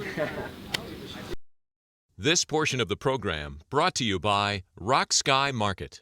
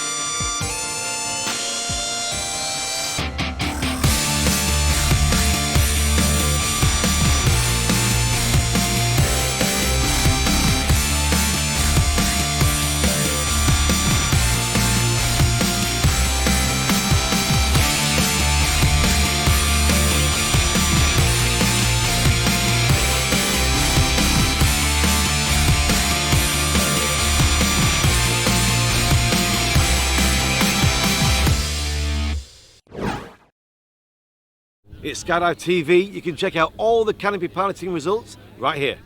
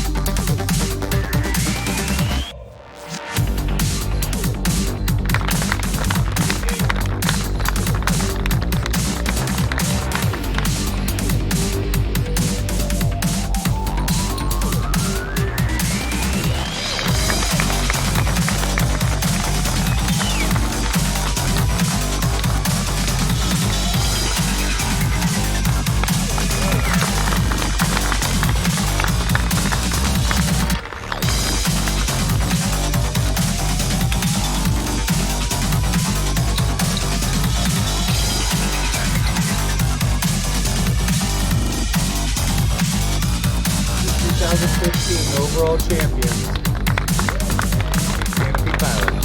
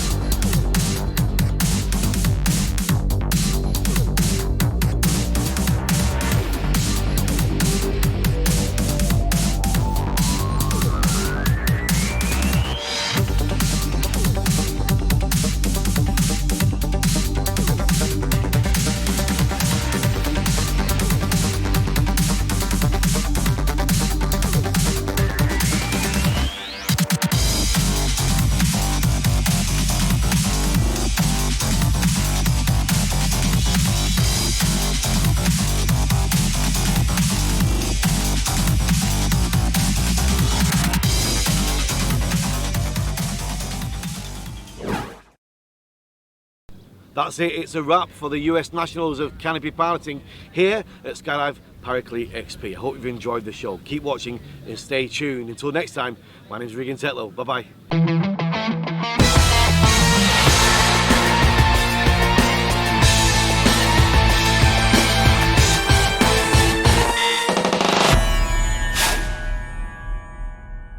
Need gear today? Rock Sky Market has thousands of items in stock. Rock Sky Market ships worldwide. We offer shipping free in the U.S. and territories on all orders over $40. Rock Sky Market offers the best gear, the best prices in the industry, and we also have a complete master rigging loft to pack and repair almost anything you need. Rock Sky Market offers complete rig packages for under $4,500. Come see us at rockskymarket.com. Always open 24/7. Better gear, better skydivers, Rock Sky Market. The SunPath student. SunPath quality. Skyhook equipped. Less than $2,400. See your SunPath dealer for more information or go to sunpath.com.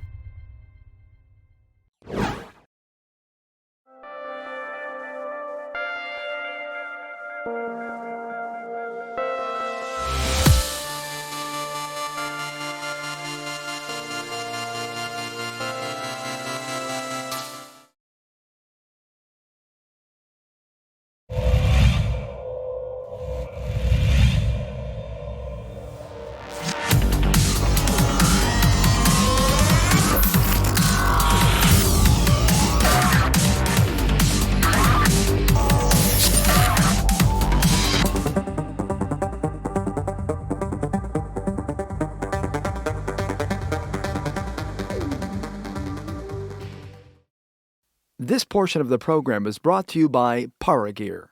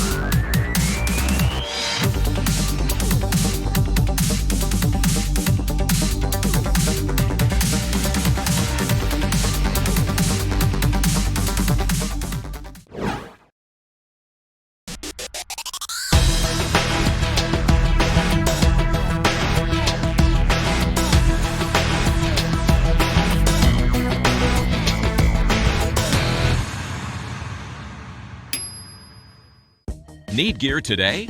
Rock Sky Market has thousands of items in stock.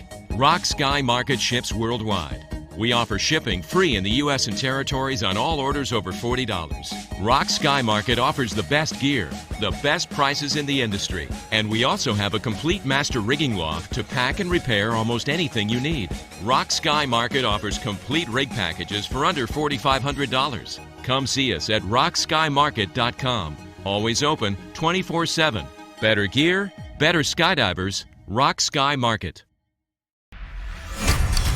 The SunPath student. SunPath quality. Skyhook equipped. Less than $2,400. See your SunPath dealer for more information or go to sunpath.com.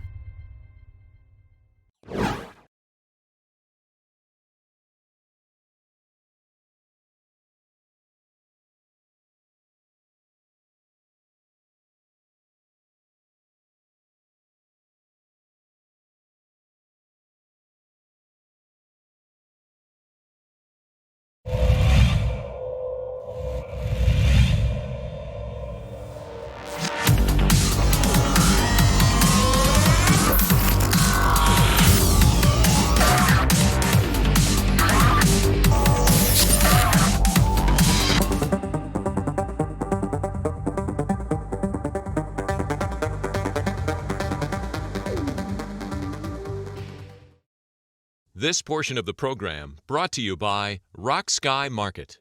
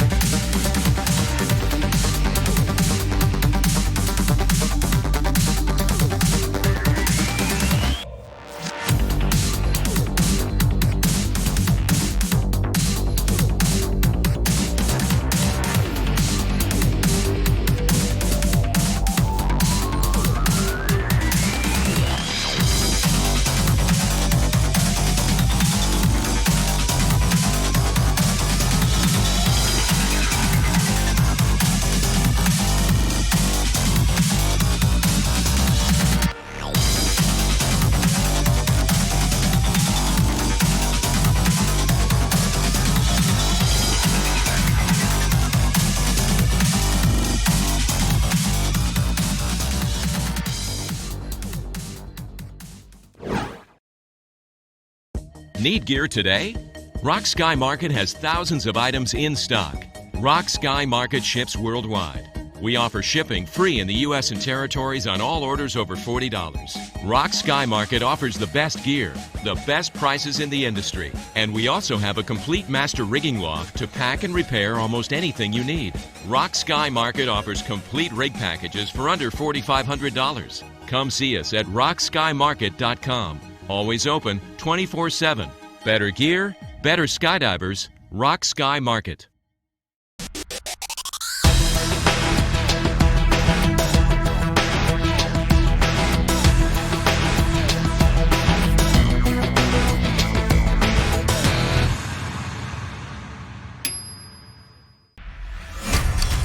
The SunPath student.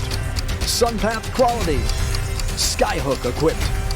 Less than $2,400. See your SunPath dealer for more information or go to sunpath.com.